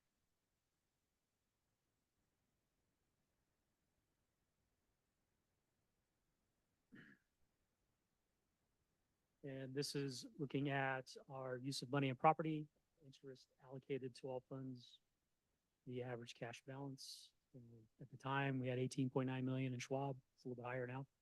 1.68 in Leaf, and TechSU is actually over 2 million now. I keep moving in. I try to keep the cash balance in our checking account around 250,000. Except for this next Warren list when I have to keep $1 million in there. Or 1.2 million actually. Transfers and contributions. Transfers are interfund usually. Capital projects or gas tax maintenance of effort provisions. Contributions or donations will be used for general purposes or project-specific expenses. And as Mark alluded to earlier, we will be taking a donation policy to council next month. And part of it will be a presentation of the PV fund that John Golden has set up. But it's also going to set the framework for if it's a project specific or donations for a project specific, what's the mechanisms to collect and what are the funds going to be used for and what's going to be a disposition of any surplus funds. And so and we'll be doing that prior to the adoption of the budget. And that would also include a presentation by John Goulden as well. So other revenues to consider: parcel tax, a flat rate assessment, the special tax requires a 2/3 voter approval. And then there's transient occupancy tax, which is the town does not have a transient occupancy tax. Basically, it's a hotel tax. And it applies to any short-term rental under 30 days. And the rates vary from 10% up to 20% up and down the state. If you ever go to Disneyland, I think it's the highest TOT in the state. Whereas if you go down to the peninsula cities, I think they're 12 to 14%. But yeah, those are applied to short-term rentals, hotel nights. Could also apply to Airbnb, VRBO, as well. And does that require a town charter or is No, that? it's right. TOT is a general tax, so it can be, if you wanted to do it outside of the statewide election in November, we'd have to declare a fiscal emergency and then put it on the next ballot. And it's the same thing with any other revenue measure we want to do outside of that November 2026 Got it. window. And so that. So there's no way to know how much short-term rentals are occurring then, right? Because we have no revenue coming in, so we don't really know if people are renting. Well, we don't even know how many rentals are Right. within. We have no the town. data, yeah, okay. I mean, we can go out on Airbnb and VRBO and type in Portola Valley and boom, there's rentals available, but, no one actually has gone through and there are services that do that. But they were a bit exorbitant. Yeah, I just say I've been on this committee for just a year, but in actually going through all of the information, this is all very well put together, very crisp, very clear, and I think it's of huge benefit to certainly me. And I know that it was probably drafted for the town council, particularly for the new member of the town council. But I'm glad that this is now available to the community because this is of all the things that you can actually read to understand how the finances of the town work. I think this is the place to start. Really well done. Thanks. Thank you. I think we've been asking our questions, clarifying questions along the way, so I'll open it to the public for any questions or comments on this matter, and then we can. Before you do, could I ask one? Yeah, yeah, of course, Ken. This is all part of the budgeting process. Yes. And so the question I have is, do we currently have numbers behind all this as to what our revenues are likely to look like next year? I am currently developing them. But like I said earlier, I'm establishing a baseline this year with the revenue that we're generating now, based on the timeliness of our posting, that we are pretty much caught up. We're in April and we're posting April revenue. So that'll give me a baseline for moving forward. I mean, I'll have a projection and then using that for the fiscal forecast over the next 5 years. but those numbers are coming. Again, yeah, I agree with Mark. I've been on the committee a long time, and I keep telling people, and this is great. Like, we've never had this, but, just to clarify on the property tax, the ERAF, there's no, we're gonna get 7%. Is that just upside? We could get more from ERAF? We could get more from ERAF. But now Yeah, it's if just, I factored in ERAF and VLF, we're over 7%. okay. But the 7% calculation is secured, unsecured. So it's only, under current law, it's only upside. Yeah. Because at one time we heard about flips, double flips, and Yeah, triple flip, yeah. No, never understood that. Yeah, yeah, but the thing with ERAF and VLF is there's shortfalls. And so they may say our VLF live allocation is 700,000, but they may only have 400,000 available to give us. So I budget the 400,000 because they say that's how much they have. Now, every year, San Mateo County is specifically unique. And there's a couple other counties. We have to petition the legislature to do the backfill. And we just sent that letter 2 weeks ago.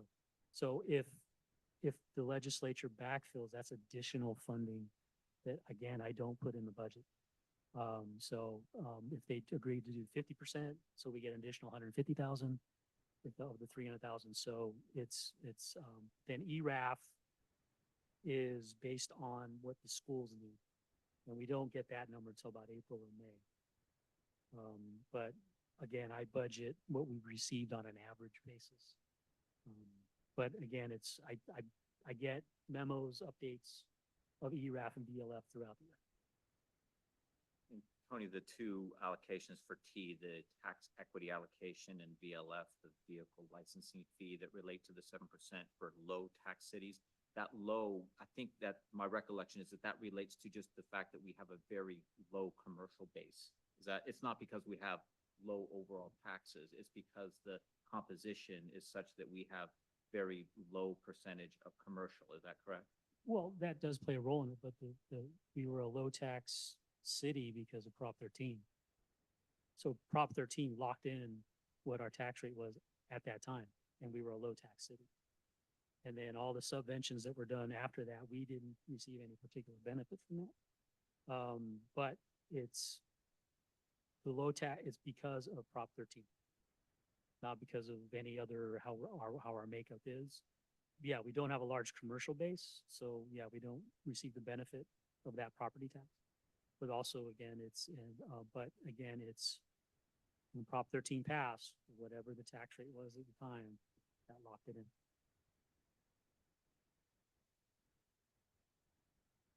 Okay, I will take it to the members of the public, and I think Caroline Vertonghen, you have your hand up. Great, thank you. Mr. McFarland, you cannot resign. You're an inspiration to our community. I don't know where to start. Yes, Proposition 13 locked in some protection for property owners, but things have changed in Portola Valley. There's many more renters in Portola Valley because they can go to the public schools, and they're better than anywhere in the surrounding communities. On that note, so the school district, and I have been trying to work with the school district for grants because we have the safe routes to school, for instance, and we need their data because everything is based on data, and they have not been collaborating. So it's a big issue. We only have 500 students, and they have changed the district to bring in more students. They have expanded their programs. It's but there's no transparency. So if we can work together and figure this all out, that would be grateful, because besides our taxes, we have all these assessments. So, for instance, something that many parents have been advocating for is no drugs in our schools. And unfortunately, because of the failed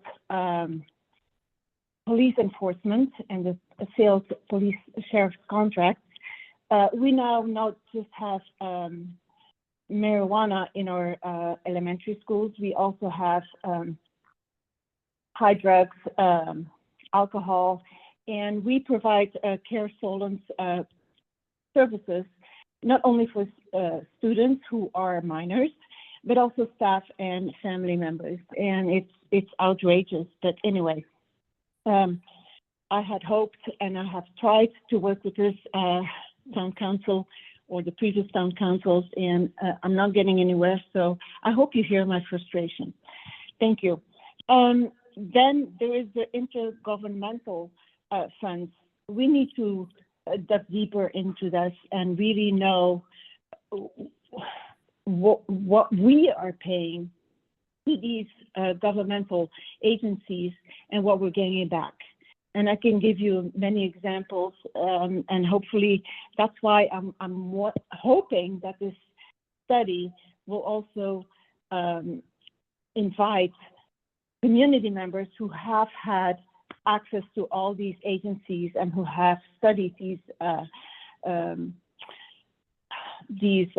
financial programs for over 10 years, and they don't work.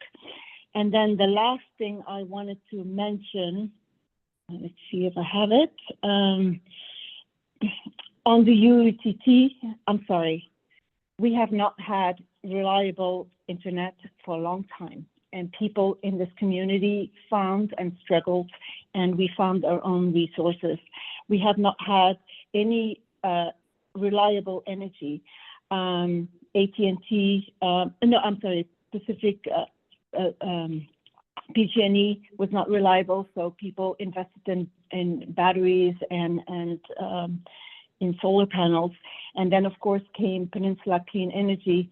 And this is an agreement this town should look into because I don't know that benefited the town because people did not get the energy that they needed to. There's no reliable energy, no reliable internet, there's no reliable water quality and water pressure. Every resident is supposed to have 40, no, and the last thing is the ordinance, the franchise right of way. This is on construction, and that is ordinance 2007 362. And I hope that Mr. McFarland has an answer to that. Ordinance 2007. Caroline, we're gonna have to cut it there because we're out of time. Thank you. Okay, any other hands? Christy C.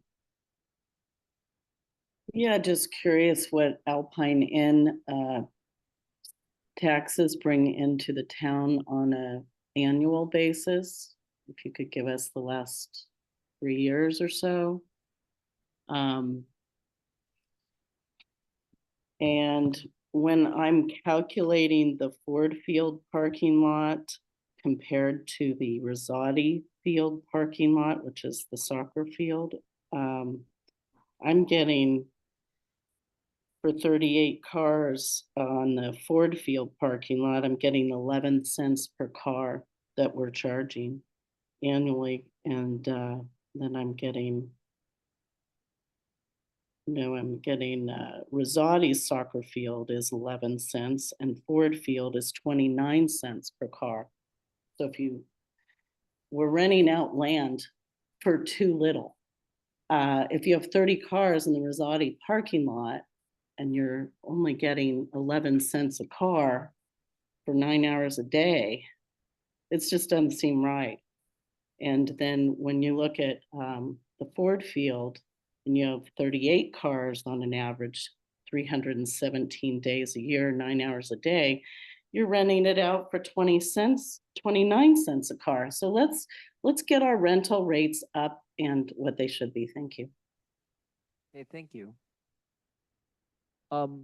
Anybody else out in the public? Okay, back to the committee here for comments and any further discussion.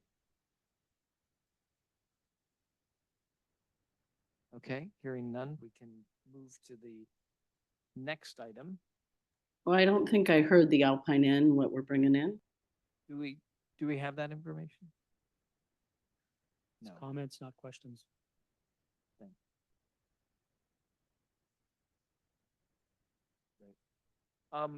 Let's move on to the last substantive topic, which is reserve policy discussion recommendation. And here we're going to hear again from the subcommittee that did some of this work last summer. And that is Chris Rittler and Bill Urban. And then we'll review their work and any updated thoughts, and we'll have a discussion. Okay, thank you, George. Our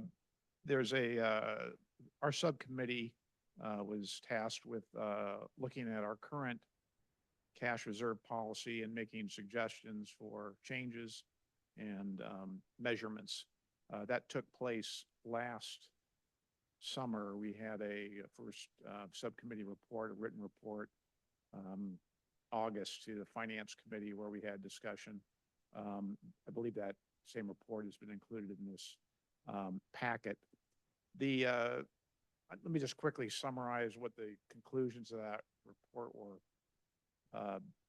The current reserve policy, and has been for many, many years, I think it goes back over 15 or 20 years, was that we'd have general fund unrestricted cash reserves of 60% or more, 60% or more of the budgeted expenditures for the plan for the coming year. And for many, many years, we were always way above that. I remember years in which we had 144% of the next, the current year's planned budgets. That number started coming down. It was driven a lot by the increase in the sheriff's contract. That number came down, I think when Tony calculated it for us a little over a year ago, we were just about to hit the 60% number close to the end of last fiscal year. And then looking at the planned budget for the coming year, we projected then that we were going to drop below 60% and probably end up somewhere in the mid-20s to around 30%. In fact, that is what has happened over the last 8 months. We have come very close to that range. We're around 26% now by my calculations. So the issue is the reserve policy. When we came up with a recommendation, the recommendation was to evaluate whether the current policy was appropriate. Our judgment was that the 60% reserve level was probably not supported by the data that we had or the needs or the resources of the town. In other words, it did not need to be that high. There was nothing we found either in the literature among other municipalities that would direct that it be that high. We made the point, and I think this is the most important point about the reserve policy, is to remember what its purpose is. Its purpose is not to solve any short-term or long-term or structural budget issues or mismatches between revenues and expenses. The real purpose is to allow the town time if an emergency event occurs, whether it's a financial or a natural disaster of some sort that was putting additional stresses on the town's ability to respond to needs of residents, and provide services, and the payments required to make those available. We wanted to have enough time for the council and the finance committee and other resources to come up with a solution to get through the emergency. A 60% funding reserve policy gives you about 7 months to do that, 7.5 months. We proposed a hard floor of 25%. In other words, 3 months, no less than 3 months as reserve. We argued that there was no reason that we couldn't live within a range of 25% up to 60%, but there was no reason to be as high as 60%, and we did not want to drop below 25% because that really led to a higher incidence of the town unable to meet outstanding emergency costs or obligations without coming up with some other source of funds. So that was the recommendation that was made. We didn't, I don't think we as a finance committee voted to accept it or change it or whatever. We did have discussions about it. I don't know if it was ever formally delivered to the town council, although I know that the council members were probably aware of it, through the, their participation and at our meetings. But the thing I'd reiterate now on behalf of the subcommittee is that I guess to us, it's sort of an untenable situation to have a current policy that says 60% is the policy, yet we're not even at half of that policy right now. There's no reasonable expectation over the next 12 months we're going to be in compliant with that policy, and to continue to go on having a policy that we know we're out of compliance with and will continue to be out of compliance with is sort of a misrepresentation to the town about our condition and where we are. We firmly believe when we wrote that report, we didn't need it to be as high as 60%. We weren't trying to pick a lower number to justify where in fact we were. An important component of that, you may recall, is we look carefully at what immediately available sources of cash might be available to us in case we hit the lower bound. And one of the things we learned is that the cash resources of the town in restricted funds and other funds under certain circumstances could be made available in an emergency as long as there's a guaranteed repayment plan within 12 months to replace those funds. We also learned over the last year that there were other possible sources, including the possibility of some kind of a sale leaseback arrangement between the county and certain property in town. Not that we would necessarily want to use that, but the purpose of having an emergency plan is to know what sources might be available to you in a emergency.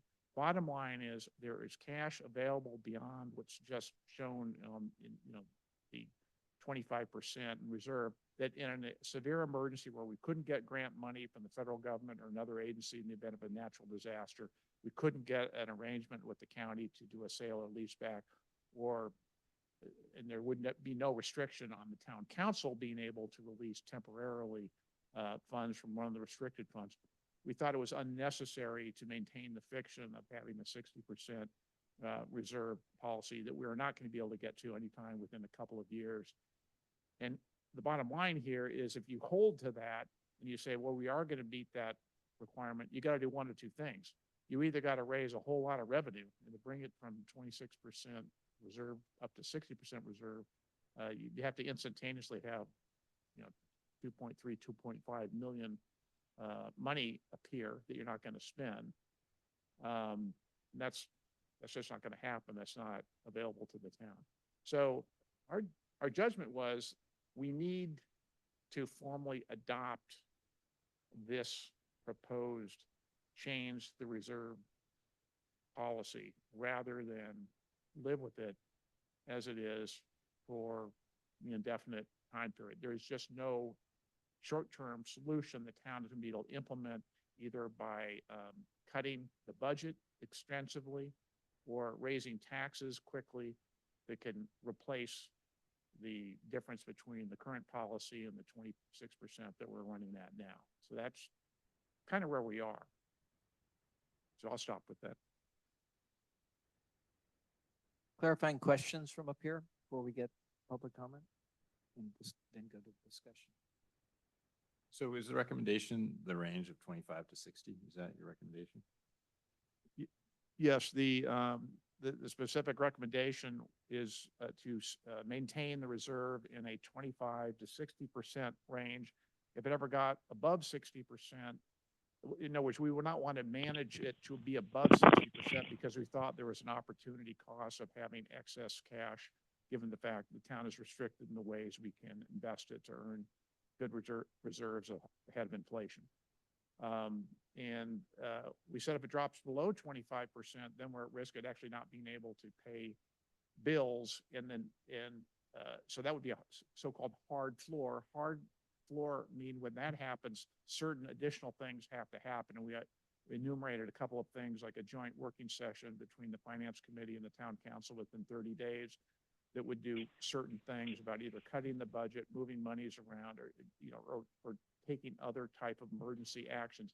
One of the things that might happen during that emergency action is agreeing with the county to do some kind of a sale leaseback as an emergency measure. Another measure we might agree to in that meeting is to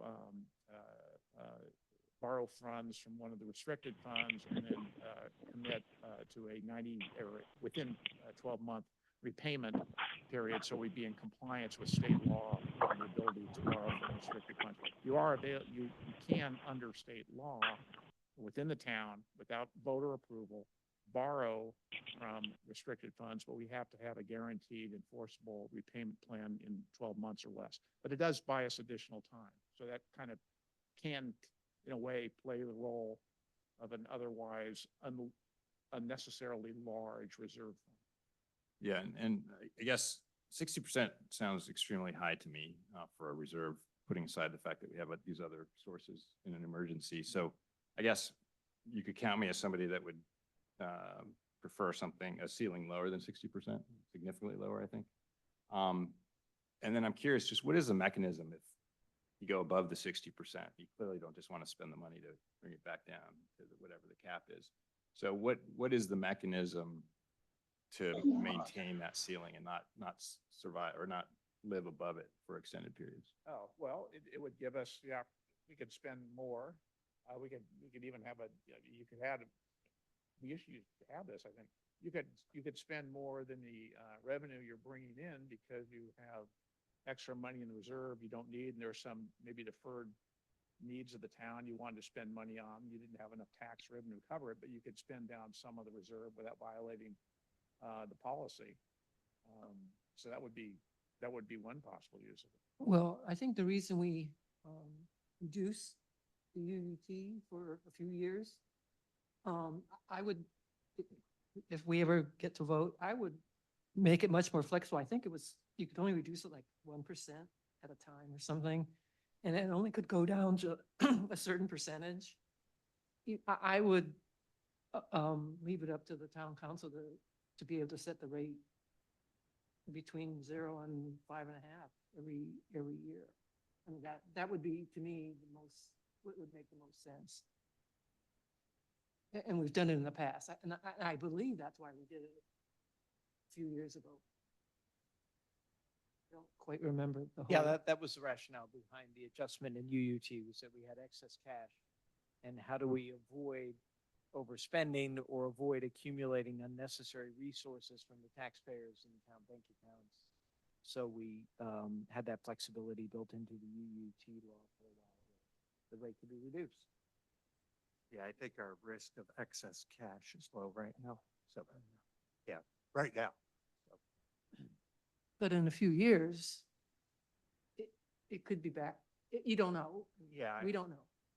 We're sort of getting into discussion. Let's hear Yeah. from the public first, then we'll do the discussion part. Okay. I see that Dave Cardinal, you have your hand up. Please speak to it. Yeah, sure. A quick note, and I'll defer to everybody there who's been around longer. I think there's a law where we can't accumulate at more than a certain rate, and that was one reason why we had to, if you will, pay down our pension liability or do some other things.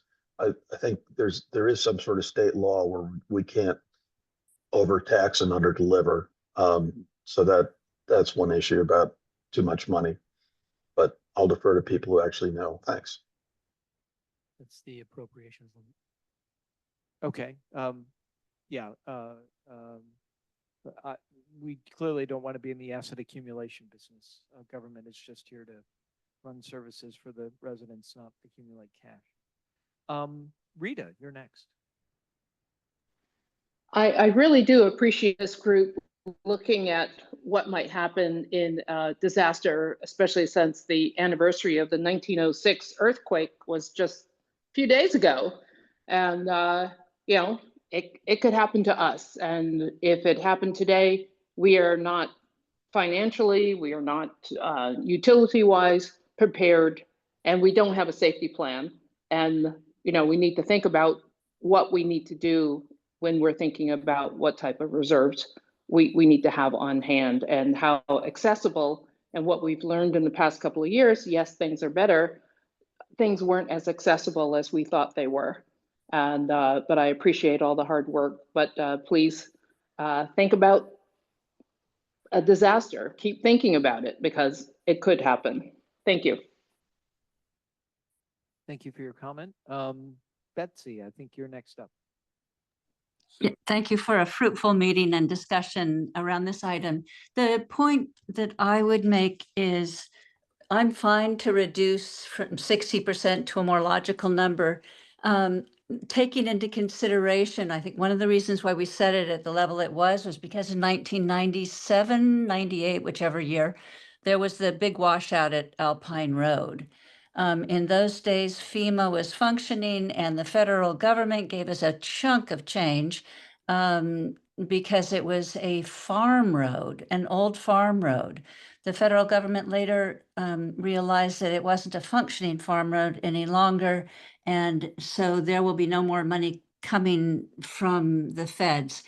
The question, the pinch, I think, would be in the short term, you might borrow money from the open space fund, but by law, you would need to repay it by the end of the fiscal year. If you were unable to repay it by the end of the fiscal year, what would you do? And so if you can solve that problem, because I think we spent on it was close to $1 million to repair in 1997 dollars. I could look up the exact number, it's searchable. That would be the issue to solve before you arrive at the appropriate number, I think, or at least one. Thanks for listening. Thank you. Anyone else? Yeah, I've seen, oh, I have Craig Taylor here in the room.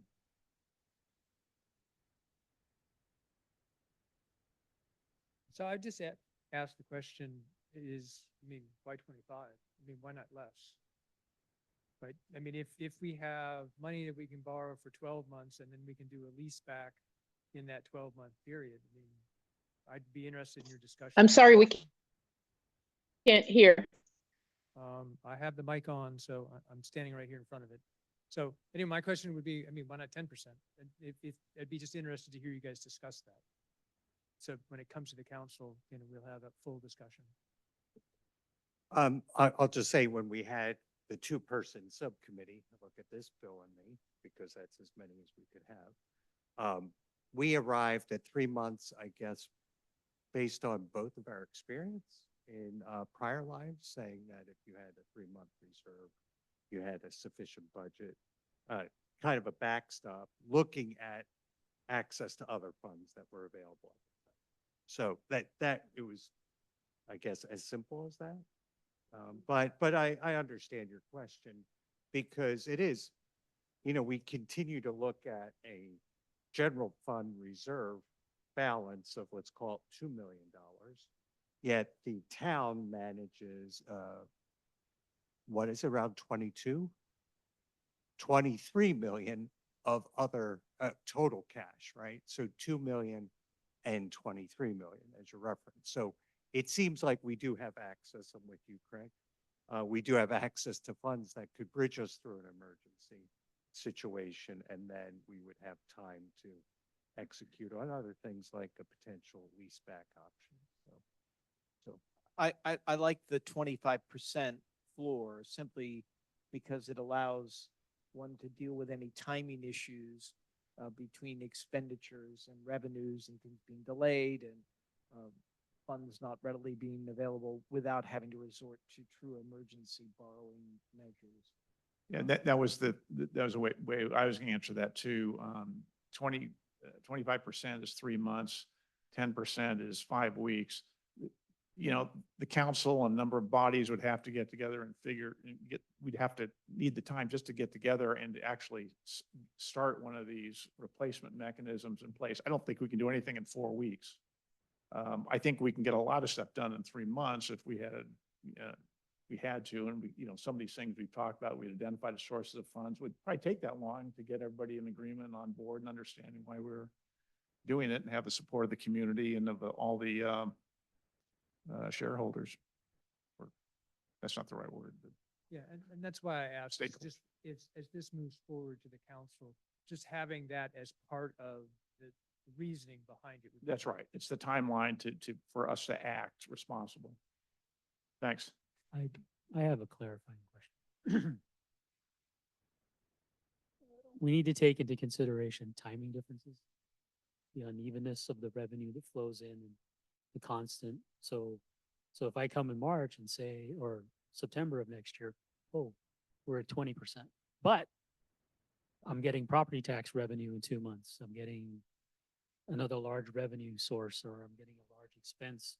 I think that also needs to take play in the discussion before we trigger the emergency. Because it's very uneven, our revenue as it comes in. As a, say, for example, $940,000 is going out Wednesday for the sheriff, but that's twice a year. Now, the only reason I did it is because I had revenue coming in of 1.2 million to offset that. I might not have that luxury because the sheriff has given us a break by letting us pay, because they send us a bill in July and they want payment in August. And we're not getting our first property tax installment until October, September. I have another related question for Yeah. you, Yeah. on that, in the sense that is the sheriff, is payment delay to the sheriff a potential source of funds? In other words, what are they gonna do to us if we're 2 months late sending them money, foreclose on Portola Valley? Well, we specifically asked the sheriff if we could do this. Yeah, and- but what and happened, She what, was, she was okay with just that. as a thought experiment, what Yeah. would happen if we were late? Oh, we would just keep getting letters and. Well, right, you so, know, I'm just saying the major, another potential quote, emergency source of funds is Deferring the delaying payment? payment. It's Mhm. not like the sheriff will go out of business the way Portola Valley could, True, because they have, but they could hold us in Ample- breach of contract. yeah, well, Yeah. If we don't have money, we don't have money. Yeah. Well, yeah, no, yeah, but Yeah, I mean. so I'm it's- just it's- saying Yeah, it- it's, if we get to that point, we have that conversation with, like, look, we can't Intergovernmental. pay certain you extent. until this date, and that's how we present it to them, like, we would like to make payment after we receive our property tax. Right. And she was amenable to that. Okay. Yeah, so Tony's got a good point. I mean, there could be a scenario where looks like we're on track. We're gonna go below 25%, but you can see that it's almost December and we're gonna be well above it within 30 days. That is a report you would make at the time that we're coming into this gate where we can see we're almost, or we're going to go. You're gonna see it in advance. We're all gonna Right. see it coming, hopefully. And you're gonna say, oh, not to worry, the money is coming in, so we're gonna be below 25%. The hard floor is of 25% is not to force money to flow immediately from somewhere else to fix it. It's to force the political solution of saying, what do we do now? What resources do we have? Do we have to take money from restricted funds? And we need to, are we going to get the money in December?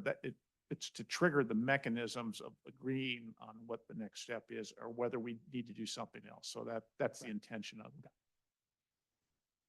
I'm wondering if we might make a recommendation that would be simple, rather than prescribing exactly what to happen if you fall below the reserve, except that if you're falling below the reserve, right, you obviously flag that and report on that, and that way the town council can deal with that either by saying in the report, well, in 2 weeks, we're going to be back above it, so no big deal, or deal with it. And so what I might propose is something like a resolution that we would have, which is the Finance and Audit Committee recommends the town council changes the cash reserve policy to a floor of 25% of the annual budget.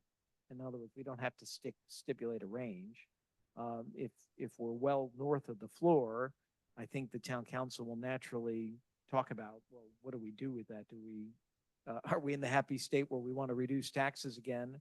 Or more likely is this potential windfall that we can use to make up on deferred capital investment or what have you in the town?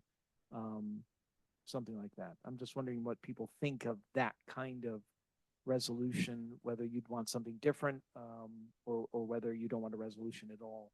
I mean, I think the 25%, a resolution like that makes sense. There were recommendations within the broader reserve policy write-up that we did that just said, hey, when we get to 25%, let's just have a policy that says, it will be flagged, right? To the finance committee and to the town council, and then special meetings will be held. And that, I'm summarizing greatly, but I think it just makes sense we should change this policy and not sit here and say we're in violation of a 60% for Right. no reason. at all. Every day, So- because it ceases to have any value for us if Yeah. it's just in a breach all the time. So it's in the write-up. I mean, we could create a simplified view of it and make it a resolution for town council. I'm not familiar with all the processes and procedures. Yeah, and again, I'm just flagging that I would prefer to keep it as simple as what I just said, simply because if we have a finance director who's on top of things, if we're below 25%, it gets flagged to the town council. And then the town council will want to do something about it. It's really kind of up to them to call us into action if that's what they want us to do. Yeah, 25%, I'm fine. But can you If just- if we're in the comments or we're in the discussion Yep, phase of we are. this. So I thought it was actually instructive to go back to the actual policy, which was adopted in 2011, which the specific recommendation was a very simple 60% of the annual budgeted operating expenditures. That's what the specific policy is. In that discussion, however, of the adoption of the policy, it did say that the best practices recommendations of the Government Finance Officers Association are that a minimum general fund reserve of 5 to 15% be reserved. That would strike at least me as somewhat more practical on 2 points. One is that the simplicity of just a single number. I would suggest 10%, very simple to monitor.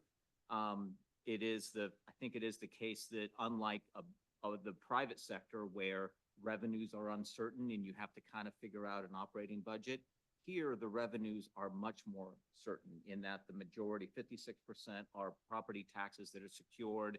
They're going to come. Then there's another significant portion that is either franchise fees or other type of much more certain revenue than just discretionary spending by consumers. So, and then on the principal basis, I think, George, you mentioned this already, that I don't think that any government agency should be in the business of accumulating monies that is not spent on a transparent budgeted basis. So, and then if we frankly have anything higher, then certainly even to get up to 60%, it's going to require higher taxes, which I don't think that there's a broad consensus that we're ready for that now. We're already pretty high tax as it is. So my point of view is that the minimum fund balance, actually reduce it to 10%. We are currently at about 25% right now. Actually having it, moving it down to 10%, we just keep the policy as it is. The town council just changes the 60% to 10%. It already has flexibility to have reserve above that, which we currently would be. The other benefit that it does have is that as we move between here and November 2026, it actually provides flexibility to the town council to actually have a little bit of deficit spending. Whereas if we go right to 25% right now, there is no ability to actually have any deficit spending whatsoever between now and November 2026. So that would just be my point of view, is have a simple change for the reasons, very simple, to just from 60% down to 10% for the reasons I just mentioned. But I guess I missed, Mark, how'd you arrive at 10%? I mean, that's. It's the midpoint of what the best practice recommendation is for the Government Finance Officers Association, which they suggest between 5 and 15%. And actually for the 10%, if we have an operating revenue expected of about 7 million, so 10% would be 700,000. So I think that actually is reasonably consistent with, with at least some period of time to buy, to the extent that there's an emergency that is required to fund for some period of time, which by the way, even that concept to me is a little bit strange because the revenues are largely, they're certain. Yes, they're lumpy, but they are certain. So I actually, so I would feel very comfortable from 60% down to 10% because of the certainty of the revenue. And it's in the midpoint of what is the recommended range by this entity. Yeah, I mean, I don't know who that entity is. Yeah. I so- certainly do. You do. And I look, I would just, I guess I'll somewhat defer to Tony here, but if I was running a business, there's no way I'd want to do it at 10%. And that's just my opinion. So, and I think the fact that we're around 25%, we should all be nervous right now, from what I see of what we have. So, but that's just me putting my barometer up there. So I think we're all agreeing less than 60, thumbs up. We're now somewhat debating 10 to 25. And Tony, I don't know what's your opinion or what's your experience with previous policies? I've worked with several cities and they've had different reserve policies. Saratoga had buckets and buckets and buckets and buckets of reserves for whatever purpose. Scotts Valley, I think it was about a 15% reserve policy. Currently, I just did the math, our reserves at 27% as of last month. If we were to go to 60%, we'd have to have a reserve of 4.5 million. And it's, well, not only that, but I'd have to budget my way to get there. And I mean, we're talking cuts and cuts and cuts and cuts and cuts to get to that point without any new revenue. But you know, I'm 10%. I'm getting a little shaky there. Especially when it's only 700,000. I like to have at least 2 commas in my review. I mean, 1.5 million, about 21%. I mean, I could live with 20. 1 million has 2 commas. I know, barely. Just, I'd be fine at 25%, but the reason it would be because I feel so strongly about a balanced budget, but I'm also, that's just on a principled basis as a taxpayer in this town. But I am a bit sensitive to getting between from here to calendar year 2027. If we recommend 25% and that's what the town council accepts, there will be zero possibility, I mean, without violating the policy that we've just looked at again and enacted, zero possibility of deficit spending. I just want to make sure that we all understand it. I'm perfectly fine making that recommendation to the town council. It'll be their decision to make.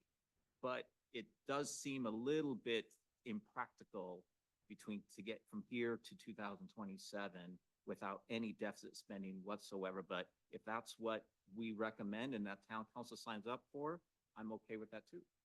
So let me offer this, as sort of a middle ground. The 25% was designed to give enough time for the bodies to get together to decide which of the backup provisions they want to use, from the restricted funds, from, sale lease back, from, getting a grant. If we're going to go to a lower number, I would suggest we can go to a lower number, 10%, 15%, but at the same time, we had to agree in advance if we hit that trigger, what happens, not say we're going to, we hit that trigger sometime in the next 30 days, we're going to get together and figure out what we're going to do. We decide in advance what's going to happen. We hit that trigger. We go to the restricted fund. We go to the land use. We tell ourselves and the public in advance what happens if we hit it. That's the only way I think it's really defensible to make the reserve trigger that low. Because you just don't have time to figure out from among choices that you haven't fully mapped out and looked at the sources and the mechanisms to get them done. I don't know how long it takes to get a sale leaseback thing signed, but I wouldn't want to wait until we hit 10% to then start that process. I'd want to nailed it in advance and said, that's where we're going, or we're gonna do something else. That's something we didn't know in advance if we're gonna get that close to the edge. In reference to this lease back, we did have conversations with the county.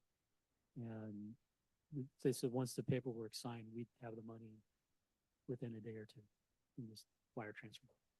So, directly from the county. But it could take us 3 months to debate whether we wanted to do Right, that. so and that's don't what I have. mentioned earlier about the appraisal. That's part of the process is we'd identify whatever properties could be used for the lease back and have the appraisal done. That way we already have it. And then we risk the county taking it over in 12 months and building multi-dwelling units on that property. That's the risk. Well, depends on the properties we choose.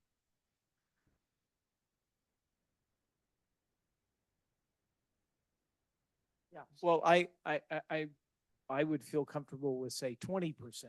I feel like I'm buying a used car here, making a negotiation.